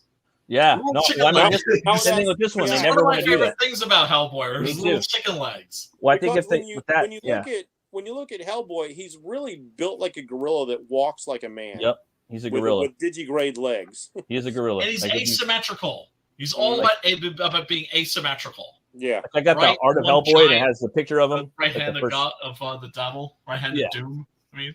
I wish they would do that, but they never did. And he doesn't draw him like that anymore. He draws him like he drew him weak. I mean, before he died. That's And this is he looks like Lit Hellboy now. Like what? Yeah, I remember like he did Lit Hellboy. Lit Hellboy. Little boy. Lit Hellboy. That's how he looks now. He looks fucking weak as fuck. Like if you look at the way he draws Hellboy now, he looks weak as fuck. Look at his shoulders. He's not power. There's no shoulder bones. They're not like no muscle. He's always had like a really interesting stylized choice. But like when you look at like the Sea of Destruction, where like he's huge in Sea of Destruction. And I remember like that's my favorite. He posted up a picture on Twitter where it was like Hellboy promoting voting for Joe Biden. And his silhouette just kind of arrowed down like an ice cream cone. I was like, and that's how Kessie looks in the new one. He looks like that. Even though in Crooked Man he doesn't look like that. Corbin drew him bigger too. I know what it is, guys. I know what it is. he's not smoking a cigar anymore. He's smoking a crack pipe. Well, I don't know. Someone said it's because he's got the world on his shoulders. He's got the world on his shoulders. That's why. Can he be like Wolverine and just smoke a drink and not pay any consequences? No, he just shrivel it up. Matt, if you work that into the story, that would actually be kind of a cool way to explain the. He's got the world on his shoulders. That's what they always said. But even Mignola just simplified his style more and more. Yeah. For me, it was peak like when he started Hellboy, the first fucking issue. Well, I love that. That was my favorite. I mean, how old is Mike now? Like, yeah, me too. 50 something. Yeah, I mean, because like I've seen that in all my favorite artists. I've watched John Byrne's style get a little less detailed. The same thing with John Romita Jr. Now it's super simplified. Look at what he's doing for like Amazing Spider-Man. I was like, not what you used to be. It was always simplified, you know. Now. Romita Jr. is always an interesting case for me because he's one of the artists that like I have like an opinion of, and then I remember hearing an interview with him, and he was assessing his own talent. And it was exactly what I was thinking, which is that he's somebody who doesn't have a lot of natural talent. He doesn't have. No, he's admitted he's not as good as his dad, and he grows. Yeah. So what he did is he went that Jack Kirby kind of vein. He said, "I'm going to do big, blocky figures in a bold cinematic style." Yes. Because he's like, I'm not the same level of artist that my dad is. Exactly. And so you look at like World War Hulk, and those characters, they stomp across the page. Boom, boom, boom, boom, boom. I like some of his stuff a lot. Oh, yeah, I'm a very big fan. Most of these artists that like him, you know. That's funny. Yeah, isn't that interesting? You work on your weaknesses, but you understand your strengths and you play into those. Yes. And maybe it's those weaknesses also that maybe give your work a little bit of character. Yeah. Too. 100%. And that's one of the things I've always admired about him. Like, I love his fact that he's also dedicated towards getting better and that he's never stopped. And there's the thing, there's another guy who's become a legend because, you know, he puts out and his style is so distinctive. Like you see JR, you know you're looking at JR. He says my month is deadline style, or my style is deadline style. If you see the interview, that's my style, the deadline. So. Oh, look at these beautiful shots. I love it. I know. I was talking before. I love this. I love this scene so much where Tuco is going through all the guns and like putting stuff together. Well, he puts together like his own gun, right? He's basically going through and grabbing. This is after Blondie has like left him in the desert, you know, and given him a nice 20-mile walk. It's such a cool character moment because like when you first meet Tuco, you think he's just kind of like a generic dumb thug, but like you watch him put together this gun, you're like, this guy knows his shit. He's a stone killer. Mm-hmm. He's a stone killer. He's just as much of a badass as the man with no name is. Mm-hmm. At least certainly when it comes to being heavy on the trigger, right? He's not a fucking slouch. He's very far from being a slouch. He's just a scumbag. That's one of the great things about the showdown at the end. These guys are, in their own way, individually, they're all equals. And so they get that equal screen shot, you know, like the way we go between them all.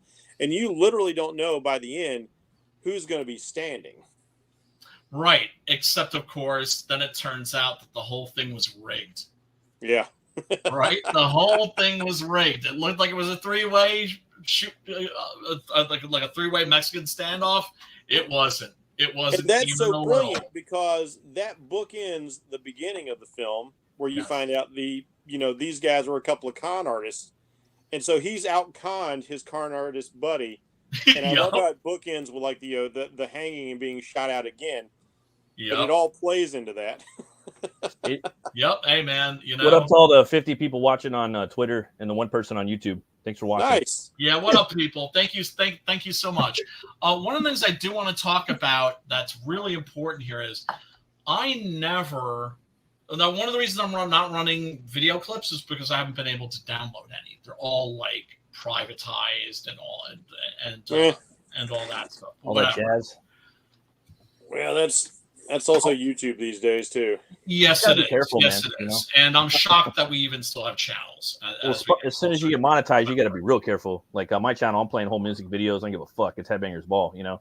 Right. You know, once you get monetized, you got to chop that shit up, you know. Is what Well, it it's is. like one of my favorite movie reviewers, this guy named Brandon, who likes to satirize like B movies and Yeah. Oh, foreign yeah, films. yeah. The cult movie And, guy. and Guy's doing a, he'd been doing this. He'd been doing this for That's great. ages, and so like he was one of the bigger movie reviewer guys. Rightfully And so. he had to rebuild his channel from scratch because YouTube just deleted his shit. Did they really? No, yeah. Like whenever you do A few years back, they deleted everything, and he had to start over. Like whenever you put up a video, you have to rate it. Is this for children? You have to go in there. No, it's not for children. Like go back, all your live streams, everything has to be not for children. Your shit will get yanked. Back your shit up with Odyssey. Back it up and rate it for not for children. And I'll just also say this: back your shit with Odyssey. Back up your shit with Rumble. Because they're coming for our shit. This is also why we need to support the madness. Getting the Roku channel for sure, where this bullshit doesn't happen. Your stuff will never be yoinked like it is on YouTube. Yeah, I mean, and after Satan's it will eventually, but it'll take more press time. Conference tonight. Oh my God, you guys missed out on that. I don't know if you guys saw that. That's just it, though. Roku isn't run by Google. Roku's its own TV entity. Yeah, it's its own thing. Right. But here's the thing. Ultimately, what we're doing is we're going to be playing a game of whack-a-mole. Yeah. And they will follow us wherever that's go. What's happening on the internet. Like the idea of media that they can't control. That's what's happening on the internet. But it's not, like I said, Roku makes their own TVs, bro. Right. Oh no, they'll get I'm all for it. Don't get me wrong. I'm all for it, but it's going to bias a couple of years. So far, like this whole ideology, this whole control-based thing, this whole woke, whatever the hell you want to call it, it has squirmed its way into places I never would have imagined it is to like try and censor every damn thing. I'll tell you what's so annoying. I'm watching videos, and I'm watching videos where we all have to censor our language like we're talking to 3-year-olds. Well, it's not only that too. There's a big thing too that we always forget, right? Is that if you do fill out a job application, you want to go to you're going into the interview process. Some companies they follow your fucking social media, everything. They want to see every little thing that you do. They follow your YouTube, your Twitter, your Instagram, and then you're fucked. Yeah, give us your Facebook password. I don't really give a fuck anymore, but I used to a lot. But that's something to be careful of. I will absolutely. I used to give a fuck about anything. I will never get to be a character artist for Disney. Not only Disney, like say you want to go work at like a big grocery store chain. Say you know what I mean, like someone they're paying you like $30 an hour, just some bullshit job. They'll fucking look at your shit. Yes, they will. Yes, they will. So they feel you got to be ready to work in the dirt and hustle and make that money and still do your YouTube and your comic booking and not give a fuck. Cease to give a fuck. Like me, I don't give a fuck. Yes, because I know I'll come back and I'm good to go. That's where I'm at. Cancel me. But, that's the thing. If nothing. If all of us, including the companies, all just start giving a fuck. Exactly. All just get on with their shit again. I've been not giving a fuck for most of my life. He said, "I don't give a fuck." Because of that. Yes, if you have the balls to do this, fuck you, and just not fucking kowtow and just give in to these fucking fascists, these authoritarian motherfuckers, man, then it's terrible too. Because I'm a fucking leftist, man. I'm a leftist. I'm what people would now call a classical liberal, and not a single one of my goddamn liberal friends believes in the First Amendment anymore. Wow. Not even a little. Not even a little. I'm a First Amendment absolutist. We had now. this, and they call me that as an insult. It'd have to be visited upon them before they would. The ACLU does not believe in doesn't believe in the First Amendment anymore. Right. We had this conversation on Doc's show the other day, and it's like, I am a First Amendment, Second Amendment absolutist, because without 2A, you got no 1A. Yes, okay. Thank you. Absolutist. I was a weed advocate, legalized weed advocate, free speech, stick it to the man youngster, man, in my 20s. That was me. Everybody was. Liberal. Everybody is. I was a liberal. I didn't move. Everybody's liberal in their 20s. I'm that same guy, but I'm far right. I mean, think because about I believe in the same They move. Look at this beautiful piece of cinema we're looking at right now. this classic, this legend amongst westerns and foreign films and American films in general. Movie.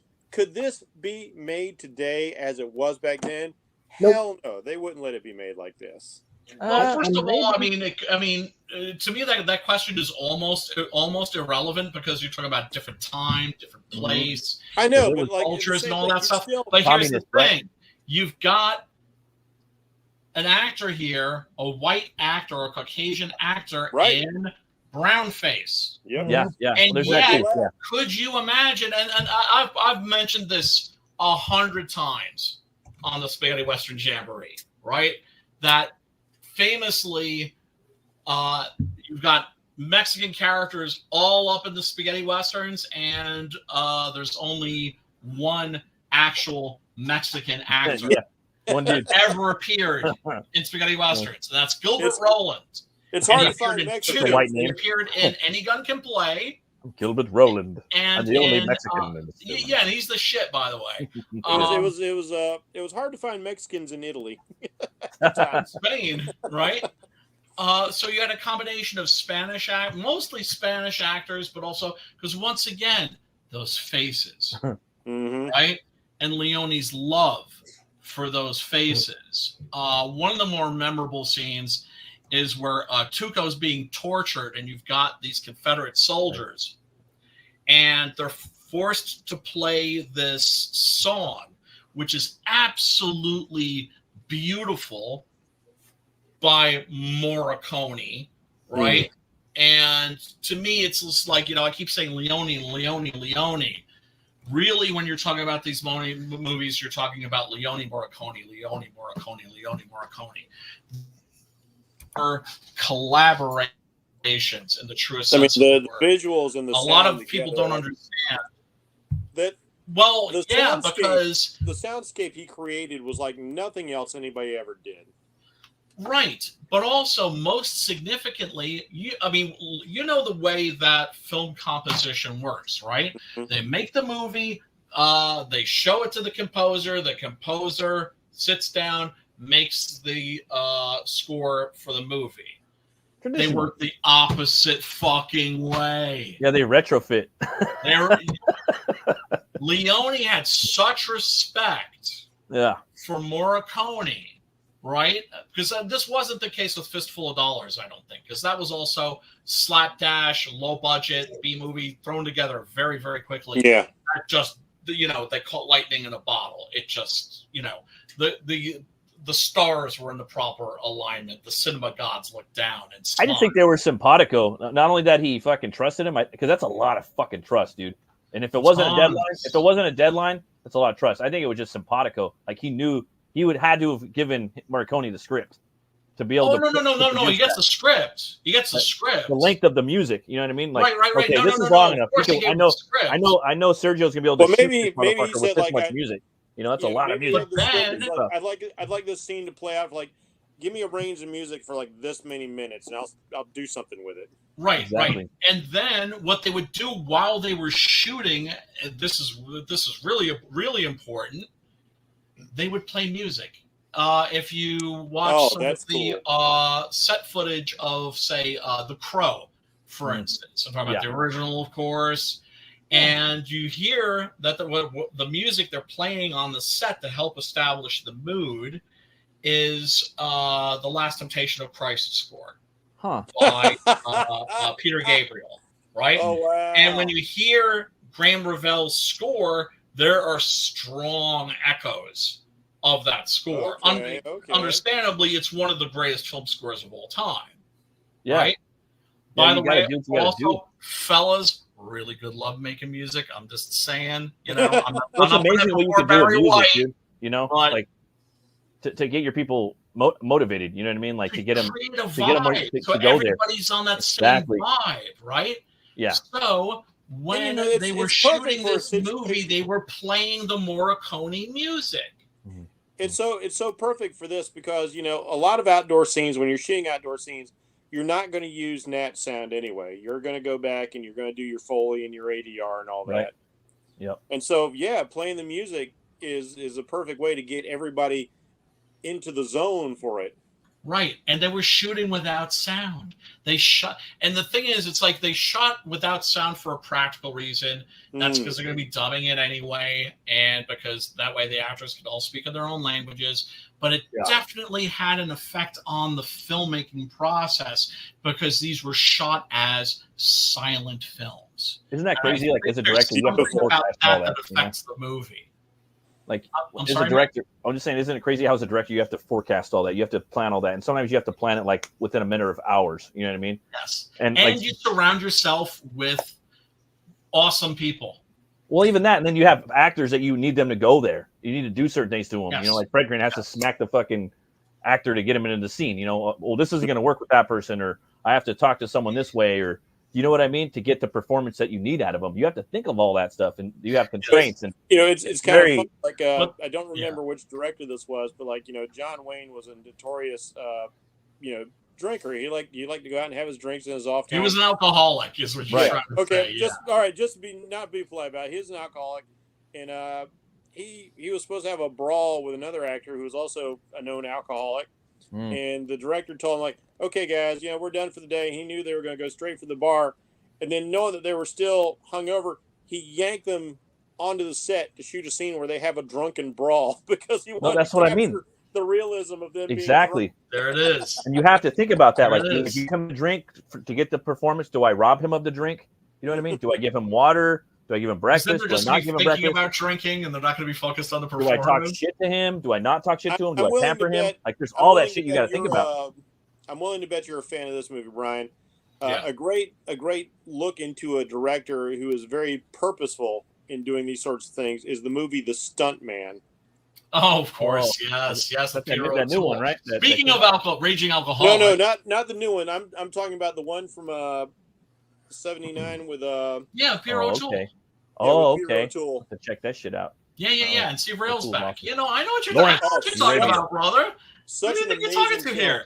I know my shit. It's when you say the stuntman, I know what the stuntman is. Yeah, because the character in that film who becomes the stuntman is our POV, and he's introduced to all the glitz, glamour, magic, and the internal politics and obsession of people who work in Hollywood, including a director who's so demanding he's willing to let people die on the set if he can get his damn shot. And he's a manipulative bastard. Yes. Horrible. Yes.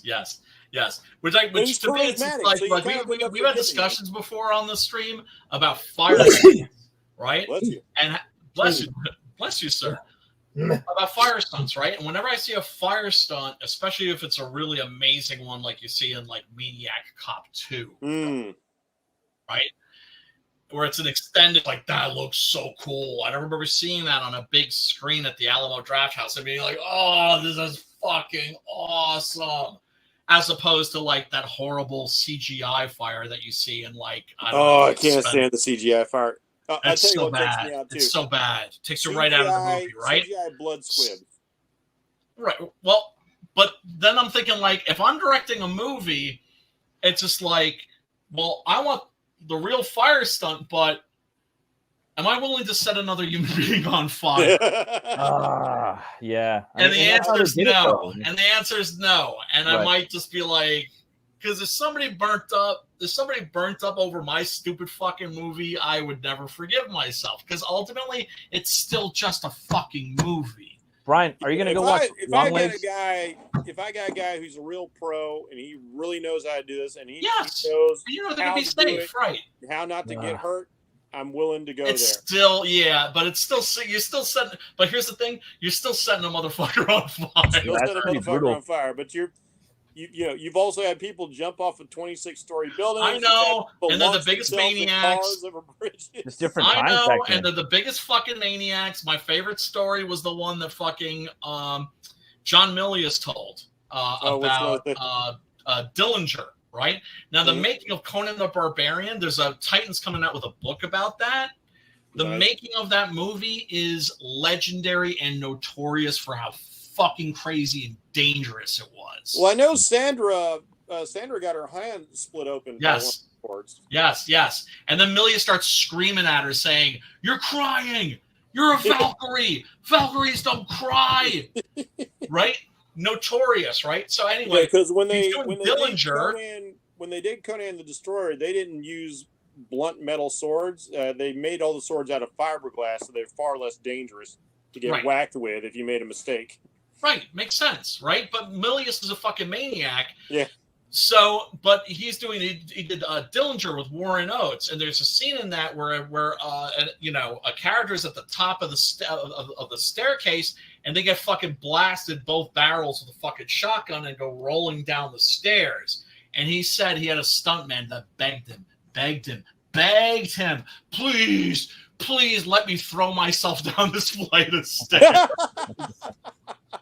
What a guy! What a guy! And that was his response was, they're just maniacs. They're just fucking lunatics. It's funny you say that. One more quick aside here. Yeah. Burt Reynolds was doing one of his movies, where he's a cop and there's a maniac on the loose, and the bad guy at the end kind of gets the Hans Gruber treatment. He's hanging off a skyscraper, and he's going to fall. And the stunt you're talking about, the stunt guy says, like, I think I'd try to shoot him on the way down. And the director's like, dude, just fall safe. I don't give a shit about that. They're not about that, though. He fires off like 5 shots. Yeah, it looks amazing. It looks amazing because he's trying to take him with him, right? Yeah, but and that's the thing. They're about that moment of glory. He's an actual caring human being. He's like, dude, just land in the bag so you don't die. Right. But you have to understand what's in these people's heads. They're not stupid. They're not like us. They're not like us, but they're not like us. And they're about that moment of glory. They're addicted to that adrenaline. Yeah. Well, that too. Junkies, you bet. But they want to look awesome. Oh yeah, and they're artists too at the same time. Off this building just for fun. I want it to look good. I want it to be badass. Right, but I'm the director. Motherfucker, don't die. I mean, that's such commitment as a performer that you're not just willing to risk your life as you normally would. I want to risk my life just a little bit more to make the shot the most shot. epic shot in the film. Have you guys seen the Long Legs trailer? Are you guys going to watch the movie? I haven't. Sorry to interrupt. I've heard the early reviews, which sound euphoric. Because I was gonna go watch it like maybe tonight or tomorrow, and they're not showing his face. They're not even giving him audio of him. So I'm just like, fuck. And he looks scary. So I'm like, damn. And he always delivers. He always delivers. So. Yeah, he does. Yeah, the dude's a fucking legend and a fucking icon. And I'm thinking. Silence of the Lambs, that's what they're saying. It's the best one. Okay. We'll see. Real quick, over the past week, I saw Maxine, which is the third installment in that Ty West. Oh, that's right, in the X series. That's playing in movie theaters, dude. Yeah. That's playing in movies. I saw that at the multiplex, Crazy. which is great because I know now I'm going to be able this October. I'm going to be able to see fucking Terrifier 3 at that motherfucker. Dude, there's a lot of low key fucking movies coming out this year. I'm thinking there's no movies coming out. There's a fuck ton of movies coming out. Good look surprised. Yeah, there's like Terrifier. There's Beetlejuice. There's The Crow. There's Nosferatu. There's Hellboy. There's Deadpool and Wolverine. That's already 6 movies. Like I'm down to watch in the theater for fun for $5. Hellboy's not going to be playing in theaters. It's going to be on Tubi. Two of those star the probably Skarsgård kid. Yeah, 2 of them are. You're probably right about Hellboy too. Like my whole thing is they never showed anything about the movie. Nothing, no fucking interviews, no nothing. And I kind of agree with you on that. This was just to test the waters to see what people would do. That's and they're not giving a release date either. I don't think it's that. It's actually a legal thing. Right. That's the theory that's that's out there, and it's a theory that I favor. I know. It comes from what's his name, Midnight Edge, or whatever the fuck that dude's name is. Yeah, right? Is that they have to make a movie, any movie. I don't think so. That Skarsgård family is a talent pool. Oh yeah, all 4 of them. Yeah, for sure. Oh my god! Do you guys see Boy Kills World? I want to, man. That movie looks dope. It's not. When you go from the it's a waste of talent to the younger brother to the younger brother, those guys just all kill it. But here's the thing. What about the action? What about the action? In the same year, Bill Skarsgård and Dev Patel have established. They basically both said, "I'm a go action hero," and they both pulled it off. Like Dev Patel in Monkey Man, he's like, Yes. I'm gonna be the new Keanu Reeves. And Yeah, I watched it, and I'm like, okay, well, I wish there wasn't New so much Keanu Reeves, shaky man. cam, Like I was but he thinking, pulled he's it more like. off. Oh, he did. I'm thinking he's more like the next Tony Jaa. Well, what about No, nobody's the next Tony Jaa. Tony I don't Jaa think will so, yeah. genuinely fuck a motherfucker. Yeah, Protector 2. But dude, what about the Boy Meets World movie or Boy versus World? How was the action in that movie? How was the action in that movie? That's what I'm talking. Very good. Okay, that's all I care about. I don't give a fuck. And I like the whole voiceover thing where it's in like, I'm gonna fuck these people up because I'm a video game boy. I think that's cool. I just felt that it was considering the talent pool that you had, it felt disappointing. Is it worth watching? That depends on the person. Like I was talking about for me, it's like if depends on who you're recommending it to. Would I recommend Boy Kills World to you? Hell yeah. You know me. Yeah. You'll have fun with it at the very least. If you played those side-scroller video games like Double Dragon and Fatal Fury, you are going to love you'll like that movie. Which one? Which movie? Boy Kills World. Oh, I'm gonna fucking love it. I'm gonna fucking love it. Yeah. That's my like demographic. That's like the time I was born. It's everything that I'm 41, Double Dragon movie should have been. Oh fuck yeah! I can't. That's actually a really good. That's actually a really good way of describing it. Actually, shit, I didn't think about that. Yeah, man. Yeah, if you just had like another Bill Skarsgård in there. Right. You like that, huh? Not a comparison I thought I would see. Right. Is it worth watching? Yeah. Another one I wanted to watch was The Green Knight. I heard it was dog shit, but I never got around to it. From a respected source, too. From a respected source. It's A24, and they rarely miss the ball. It was a respected source too. I was like, he did a whole review video. He was like, "Fuck this movie, it's dog shit." I was like, "Okay." No, but other people are very passionately into it. I haven't seen it, so I will tell you. I enjoyed the film, and it's not. I think the problem is sometimes you get marketed a film, and you're thinking like King Arthur, this kind of thing. You have an expectation, but if you go in without any expectation, if you go in not tied to the Arthurian legend or anything you think about King Arthur, I think you will find a very thoughtful film if you watch The Green Knight with an open mind. I studied the original myth, the original story or poem actually, at a university, and I've seen there are two film versions before that, and they're both by the same director. Interestingly enough, hilarious. Yeah, are you talking about the one with Sean Sword of the Valiant, and then the one before that's just called The Green Knight. Yeah, that was the one with Sean Connery as the knight. I'm the Green Knight. Yeah. Yes, and I don't know what they were thinking, man. I don't know what they were fucking thinking because they got Sean Connery as the fucking Green Knight, right? Now the Green Knight, very formidable fucking character. You want a formidable actor. The formidable voice, right? Because you cut this motherfucker's head off, and he just picks it up and puts it back on his shoulders and goes, "See you in a year, motherfucker." When he goes hard though. He goes hard though. But they painted him fucking in like glitter. Yeah. Kind of. I was like, like really? Like they made the Green Knight played by Sean Connery look a little light in the loafers. Yeah, and it's like a gay Green Knight. It was just like what? Like what's the other movie where he's got those like those thigh highs? It's like Zartana or something. We're talking about Zarda. Zarda is shit. I heard that movie's hard. I still haven't watched it yet. This new Green Knight is almost like a continuation of the idea for me of Excalibur, where like you know the Arthurian legend, but not the way we're going to tell it. And that's the way I feel with this Green Knight. This Green Knight is imposing. They got an actor with a terrific voice to play. Oh yeah, they did. And Irish Adam Driver is so good in this. And the story is about him and his ambitions and his failings, and everything in the story is reflective of that. You said Adam Driver? Yeah, well, because it's Galahad, right? Galahad's like and it's one of those movies I like because I spent several days afterwards just really thinking about it and dissecting it in my head, and that's what I'm talking about. Analyzing it. And I really that's how I felt about the coffee table. Mm-hmm. Right? That's how I felt about the coffee table. But once again, it's like a movie like the coffee table. It's just like Like, do I recommend it? Depends on the person. Depends on the person. Sometimes you just gotta recommend shit and let people watch it, dude. You know what I mean? Yeah. That's true. That's true. But if it's something like, depending on the person, like, you know what you're gonna like, you know what you like about this movie, it's got this. It's got a lot of action in it. You know what I mean? Right. And, right. and I think for me, like Matt Burke Tim likes a lot of also- action. It's got a lot of that. Right. And I think that's the Tim best way Olson to look asked- at it. Like, I don't want to be a reviewer like, you know, like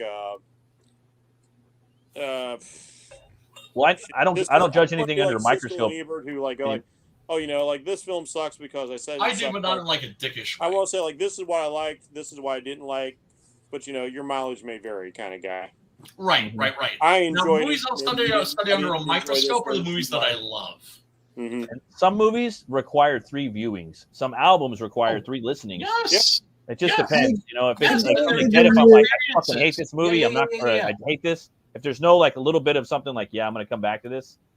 Well, That's one thing. But sometimes there's a little something like, I'm gonna come back, then I'm gonna give it two or No, it's three. like when I saw No, music Black is kind of Sword- special like that, though. I think, in the sense that I can think of like a lot of albums, like, oh, here's like the new Peter Murphy, here's like the new whatever, right? Comes out. There's the new Slayer. Here's the new whatever band it is, right? I'll be right back. Here's the new Celtic Frost. You got it, brother. Well, you know, And I'm like, I don't like it, but I'll listen to it again. And I'm like, I still didn't like it, but I'll listen to it again. And very often those records that I didn't like the first 2 or 3 times I heard them, they are become my favorite records by those artists. I mean, and it's they like- never get old.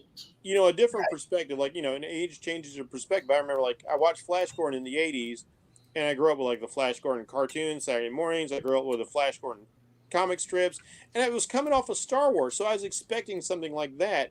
And I Right. watched this That's why I goofy thought. movie with, you know, with Brian Blessed in it, which made me an instant fan of this guy Right. forever. Yes. But I didn't Brian like Blessed. the film. And I only liked the film when I was discussing how much I didn't like the film. And a friend of mine said, like, what are you talking about? That film is great. It's hilarious. And I went back and watched it, understanding it was a comedy. And then I was Well, like, oh, yeah, this film's amazingly funny. This is great. But here's the thing: it's not a comedy. It's just very campy. Yeah. And it's very Italian. Basically, it's like the director was like, "I'm going to just do Mario Bava." Right. You know, he was was directed by Mario Bava. he was doing And the that. reason He why was doing Star that. Wars was such a huge hit was because it was taking Flash Gordon And, you know, maybe and if it was I'd playing seen- it straight. Maybe if I'd seen Barbarella, you know, when that came out years before this, Yeah. I would have appreciated it more because that's in the same vein. Right. It's camp. That's very campy, but that's also made by a director that doesn't understand comic books. All right, can I get a word in here somewhere? Yeah, boys. Way back when you were talking about how you not sure if you should I'm recommend. doing a little mezcal here tonight, so if I'm a little out of control, I apologize. You were talking about how you're not sure who you should recommend to, or if you should recommend something, or reviewing something or whatever. It's like, look, Right. I don't live in nobody else's head but mine. Right. I don't know if you're gonna like it. Yeah, but here's the thing. Sometimes I don't know. The whole point is that nobody knows what's in somebody else's head. I mean, this dude told me once, you need to go watch this movie called Pay It Forward. It has a really good message, right? Which it did, It does. except for the fact that I had an 11-year-old son. And what happens during the end of that movie? A little 11-year-old kid gets stabbed to death. Right. You don't need to be seeing that. I wanted to go rip that dude's head off the next fucking day, right? Right. No, I You get see- that. Like I Well, like He wasn't in my head though. He, He was thinking, "This is a great movie. This movie has a Right. great message. You should And go it is. watch this." And it was like, no, it's, but it's there's great. the opposite of this too. you Well, know, Oh, sorry. Yeah, Go but ahead, like- John. I get that because like everybody tells me because like I love Clint Eastwood as director. $1 Million Baby, I'm sure, is a fantastic drama. Like but I've never watched it because I know how it ends, and it's like I don't want to see that. I don't want to be taken on that journey just to see it in that way. Fuck Maybe no. one of these days if I'm in the right mood, right? But Yeah, but then 'cause also there's a case where you see something or you read something or you hear something and you enjoy it, but you have a friend that is going to lose their minds over. Yeah, like for instance, like when I watched 8 Pounds with Will Smith, yeah, I was able to handle that better because of how it resolved all these other people's stories. But like $1 Million Baby is like, nah, I want no part of that. To the 79 of you on Twitter, thanks for watching. Wow, thank you so 79. much. Dude, there's way more than 79. Twitter We peeps. got, hold up, we got 86 YouTube watching peeps. on Brian's. We got Facebook peeps. 28 on Critical Blast Twitter, 11 more on the Madness Comic Twitter. There's like over 100 people watching on Twitter. Well, thank you People, all Thank you too. so Those are the much. same We really do Those are all appreciate different you. entities. Spank Thank that you. like button. Spank that subscribe button. Ring ding ding dong the It's a bell. lucky day, Notification. ladies and gentlemen. It's Appreciate 7-Eleven today. 7-Eleven, lucky day. We appreciate you all hanging out, watching us get off track constantly. Yes, because that's what we do here, right? And folks, if you haven't seen The Good, the Bad, and the Ugly, I hate to say it. What the fuck are you doing with Get your in there. life? It's on Tubi, right? It's on Tubi. That's where I I think it's on YouTube, right? And this It was one, on YouTube. This one was I on posted YouTube. it was on YouTube, but then people It are is. telling me it's not the English version, but it's zero fucks. It's not a If you hard don't film already to find. at least own like one copy. Really, you gotta fucking have at least one. Dude, I want the fucking toy, bro. copy. The toy. Remember the Man with No Name toy that came out with? Oh It was my like God. 300 bones. Yeah, Oh, we talked about that earlier. Oh. man. Is it by NECA or Mecca? Is it Mecca that does it or NECA? I think It's Mecca, yeah. Sideshow, Sideshow, okay. okay. and Well, since it's Sideshow, you know Wait, but that the sculpt Was it is 12 going to inches be tall? If it's dope. 12 inches tall, it's probably Sideshow. Yes. And that's the one where Clint like went there and Clint checked it out. He's like, yeah. Okay. got a- okay. Well, he got a wasn't couple doing of that. He wasn't A little doing bit. that. He was A little actually bit. acting like a He little was kid, which I giggling. thought was so Yes. beautiful. Yeah. He was just kind of like, whoa.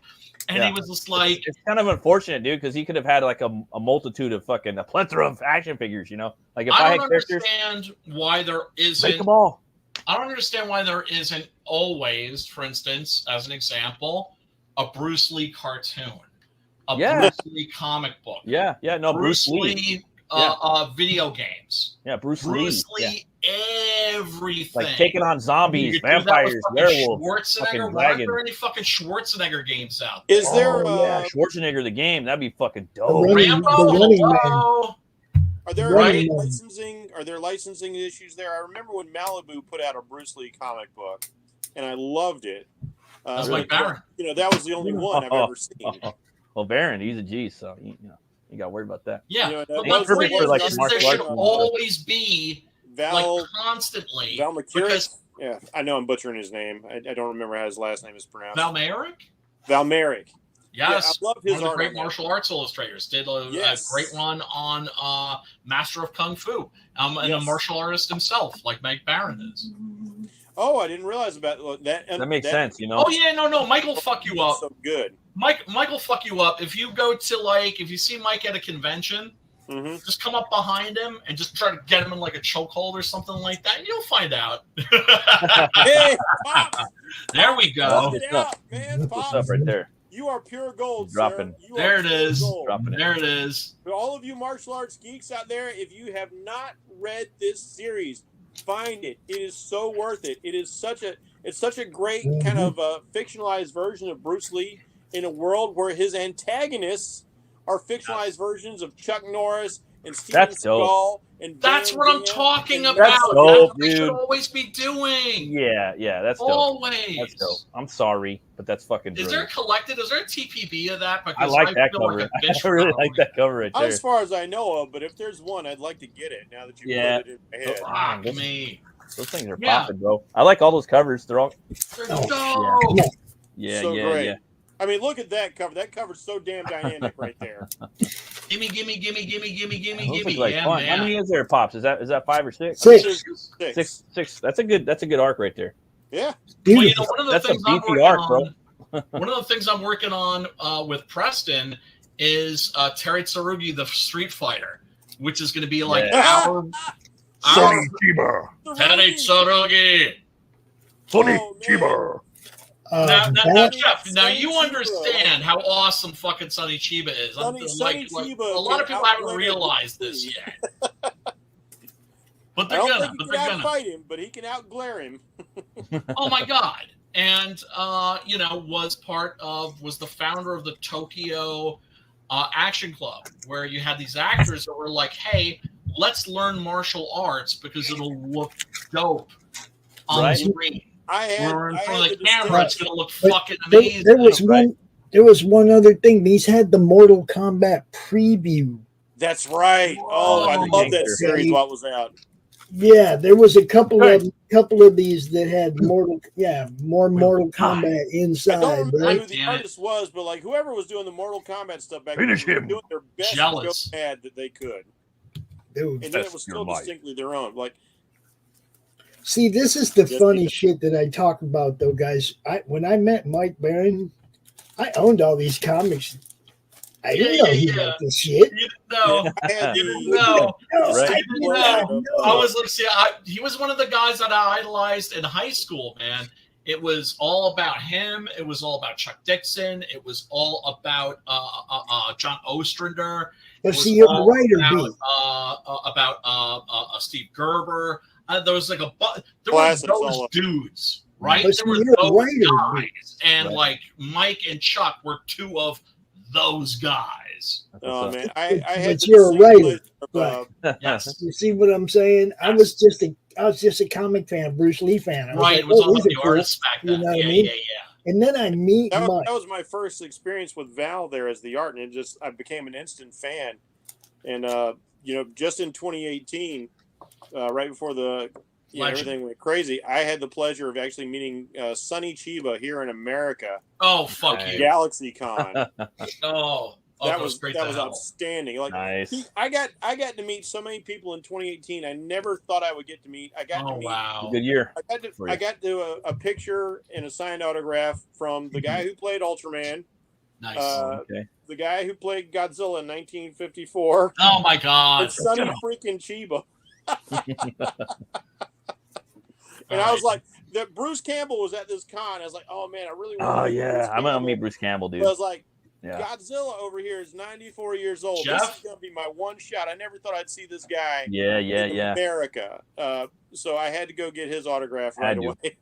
No, like you got to make those connections before you or they pass. Absolutely. Life's is short. Don't be shy. We lost Shelley Duvall. I know. Rest in peace, Shelley Duvall. Here's some irony really quick. I'm sorry. I got to take over. Jeff, this is for you. Can I tell you something? What? Fuck you. I love that. Sorry. It's not personal. I had to get that shit out of my system. That's a good one. I was at a What's Sonny Chiba like? He was, he barely speaks English.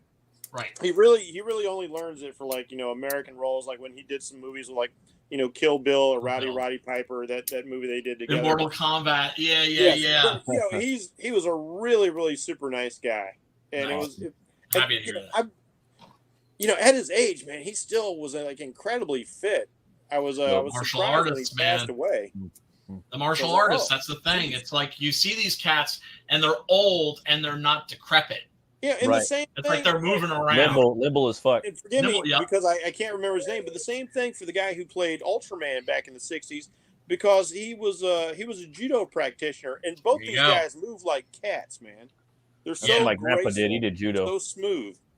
Yeah. And it was such a pleasure as somebody who had, I used to study martial arts quite a bit, but I got out of it after I got married. I just didn't have time for it anymore. Yeah, no. But I still appreciate it. And to look at these guys who are they're in their 50s and 60s and they're still fit and trim. And you're like, that guy can probably kick my ass. But he's sitting there with the nicest smile. And I got to take a picture with Ultraman doing the space and beam thing. And then that's what it's all about, man. Well, that's what it's all about. It's all about love. It's all about love. Master, like when you're in a dojo, you know how they correct your form? He went over and corrected my form, so I was in the proper form. Yes. Yes. One of those moments, right? Yes. It's crazy because, I was like, okay, I've got to get this autograph with Godzilla. Well, because he's 94. And at a con, Tim Curry's had a stroke. They had the entire cast of the Rocky Horror Picture Show. I love to meet Tim Curry, man. And I wanted to meet everybody, but I just didn't have time because I was only there for the day, and the lines were so long. And oh my God, Meatloaf was talking to everybody for like 30 minutes at a time. The dude just loved to talk to his fans. And so I was like, okay, I better get Tim Curry. Tim Curry's not in great shape. I'll probably never get a chance to see Tim Curry. I got to meet and greet with Tim Curry. I got a photo with him. It was amazing. And then fucking Meatloaf died on me. It's like, what the hell, Meatloaf? That's what I mean, dude. You're gone. In so much better right? shape than him. That's what I'm saying. Like for me, like real quick, there's a bunch of bands like that I don't like, you know, that are whatever, like AC/DC. They're all right. I'll go fucking watch them now because they're gonna fucking die pretty soon. You know what I mean? They're just gonna be gone. You know what I mean? Like you gotta go watch these bands, you know. So there's only one band that I haven't seen that I want to see. There's only one that I've like missed out on in their prime that I'm really kicked myself in the ass about, and that's Tesla. Oh yeah. Okay. I gotta do it, Pops. You know, I seen Koepp. So happy I've finally seen them. Phil's on Nephilim. Kiss are gone. That's the biggest one. Kiss are done, dude. They're done, bro. Well, I mean, Gene doing shows, but they got together because, like, I was a kid when Kiss was, you know, super popular, and the original team got together for the farewell tour, and I finally got to see Kiss in concert with all the original dudes. How long ago was that? This year or what? Damn. Oh no, that was back in like '99. Oh, fuck. I've seen Kiss about 10 times, man. They're done, dude. They sold their likenesses for like $200 million to some company in Sweden. So now they're just gonna have AI and holograms play their shit live. The only one that I care about now is playing live. He's playing his songs and he's doing cover songs and his own songs now. Which I still like Ace because he still goes out and jams. He's playing live shows. It on to like the #1 tribute band. That would have been cool. Yeah, but I just like Ace because you know that's Gene. I like Gene. He's always looking for the money angle. Yeah, I like Gene's character. You know, and I still gotta pick up the fucking Psycho Circus books, man. by Medina. Fuck. You gonna make me dig out Psycho Circus books too? Oh man, and all that art by Angel Medina. Medina, sorry. Yes. I don't know why I call him more. The other guy, like specifically Angel Medina. Fuck that art. Clay Creighton. No, Creighton. Clayton Crane. Crane. Clayton Crane. Yeah, he's dope too. Medina and Crane, man, like a phenomenal series visually as well, and some really good writing in there too. You're not gonna make me dig out those Psycho Circus books too, are you, Matt? That's the one I'm talking. The one by Angel Medina. Psycho Circus. That's the ones I want, dude. The McFarlane imprint. There's some real quick. There's just some really dope like '90s books that just have this immaculate art. You know, there's probably like from just and it was like great Top Cow and oh my god, there's just so many. One of his issues with Marvel is like, you know, you look at Psycho Circus and Medina likes to do like lots of line rendering. He's got so much cross hashing and detail and stuff. And when he was working on like the Infinity Watch at Marvel, the inkers would always tone down his artwork, and that just bugged the shit out of him. So like when he got a chance to do Kiss, he just went flat out and got to do everything Marvel wouldn't let him do. That's so cool. That's awesome. Fellas, can I interrupt really quickly? Sure. We are going to still be doing the Spaghetti Western Jamboree.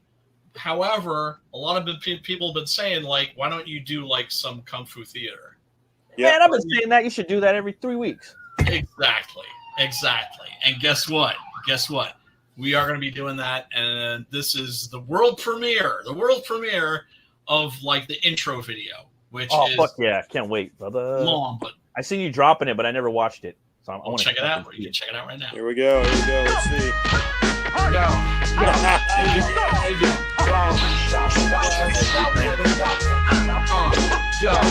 This is all AI music, by the way. Shadows in the night, twitch sauce on the screen, ancient full flip clock games. This, of course, from the Five Deadly Venoms. That's what I thought. So hyped up. Kung Fu and Zen, 20-inch blade flips kill within 10. Assassin's Creed. The thing is, it's like, if you like go through like my DVD Blu-ray collection, you're going to discover certain genres are really standing out. First of all, of course, horror, right? Yeah, number one. That's first and foremost. Yeah. But you're also going to notice a lot of westerns, and you're also going to notice a lot of fucking kung fu. Yeah. Yep. Oh, I'm down, bro. And this is a genre that, once again, it's like I can talk about this shit in my sleep, right? That was the whole concept behind the Gordon Liu! It's like, what can I talk about? Yup. Versus Chambers Beyond! The three-sectional staff. He invents the three-sectional staff. I love three-sectional staff work. I love it. Yeah, man. He's still with us in very ill health, unfortunately. I have managed to hit myself in the head with it a couple of times practicing. Oh yeah, no. I'm one of those guys that, like, rather than go to the gym, I like to buy really esoteric weapons and then learn how to use them, because there's tutorial videos for everything. And I've actually fucked with the three-sectional staff for like 20 years, and I don't pretend to be good with it. Certainly not Gordon Liu style, but I actually can roll one of those things around without killing myself. This movie is particularly fun because it shows the development of the three-sectional. Oh, I like that. Oh, it's all about the training sequence, dude. The dopest fucking training sequence of all time. Like how he gets it takes up the entire second act of the movie. And when he gets the pieces of bamboo and they break, but they don't break all the way, and he starts to figure things out. And like, hey, wait a second. Yep, he invents the three-section staff. Yep. And this, of course, is 8-diagram pole fire. Oh, yeah. Which was Fu Shang. Was the star of this, but then he died in a car accident while they were filming it. And so they made Gordon Liu's character was the secondary character, the main character. And another classic. What up, Oliver? Shaw Brothers in the house. What up, Ollie? What's up, Ollie? You already sang it for me. Today's my birthday. If I knew how, I would, brother. If I knew how I would. Best I can give you is a Feliz Navidad. Feliz Navidad. His book's launching on the 25th. On Backdrop. The 656 universe. Shit's fucking launching. Oh my god, they're incredible. Go sign up. Yes. I will say, find a link. Everybody. If you don't know what the deal with 656 is, once again, it's like with the good, the bad, the ugly. What are you doing with your life? Check those guys out. Just don't get on the bus. Just don't get on the bus. I will say one thing. Get on the bus. Yes, don't get on that bus. One thing about AI that's got to be great for people who on YouTube who like to make shorts and movies now, because it always used to be such a hard time to find music that you can use without getting dinged for copyright. Yeah. Everybody was using Kevin MacLeod, and you can tell everybody was using Kevin MacLeod because he puts his stuff out there and you just have to use it. But now with the AI, you can custom music to your video. You don't have to worry about it. So I will give AI that, because not everybody has somebody who can score their stuff for them. Right. And music is done, son. Music is done. It's look. Music is dead now. AI is never going to replace artists. It is never going to replace artists. It will. I don't believe that. It will. I believe that because the thing is AI is still operating from something. It's taking art and making new art. Do you know what I'm saying? Well, without that foundation. And the thing is AI is never going to be able to move the human heart the way that an actual human being can. But if you listen to this, and this was like one of the songs that came out, I thought especially nice. I mean, this is because, of course, the reason why am I using AI music is because I can't use other music because that'll get me fucking copyright struck. Exactly. So I fucked around with AI music and ended up with some stuff that sounded pretty cool. This was such a great fight. Yeah, man. Fucking Fury. Yeah, the remake of a Bruce Lee flick.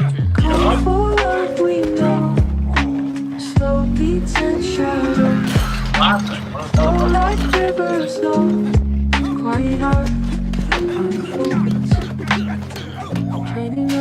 That's all these links right there. You guys sign up. Sign up for the 6x6 Border Horror All Stars. That's 20 years. Oh, thanks. Right? They've There had the it border is. horror genre. 20 years of characters. You guys get in there. It's gonna be a fucking dope ass thing. I promise. Brother, you're on point. I'm a lazy The books are done when they drop that. Thank you. done or almost done when they launch. You ain't gonna be waiting too long with anything. Get in there, sign up, back the book when they launch. I know I'm gonna Hell yeah. Hell yeah. It's gonna be Those on guys point. are killing it, and they're future rock stars. They're future rock stars, so get in on the ground floor. Or don't and be a basic bitch. That Jet But Li? you know you want to be a winner and not a wiener, so check these guys out. They're fire. I love the leaves. I believe this is I love the leaves. Fury, which was his take on the Chinese Connection by Bruce Lee. Yes. AKA Fist of Fury, because they switched the titles around when they brought them to the United States. It's just so convoluted. See the connect.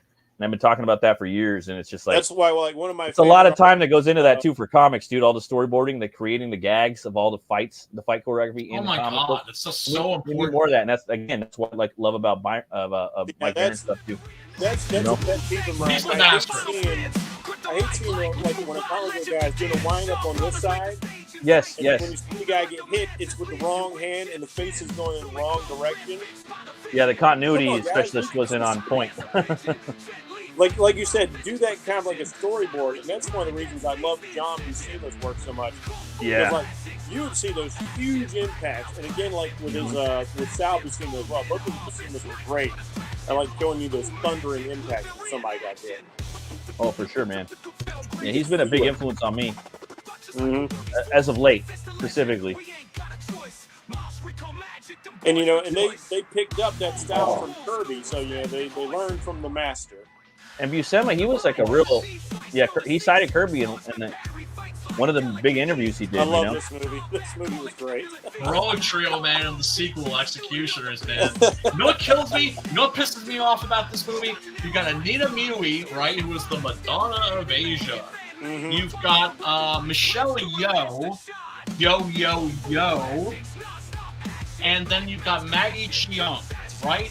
Three super fucking fly Chinese chicks, right? And Executioners, the Heroic Trio sequel, they're all in a bathtub together.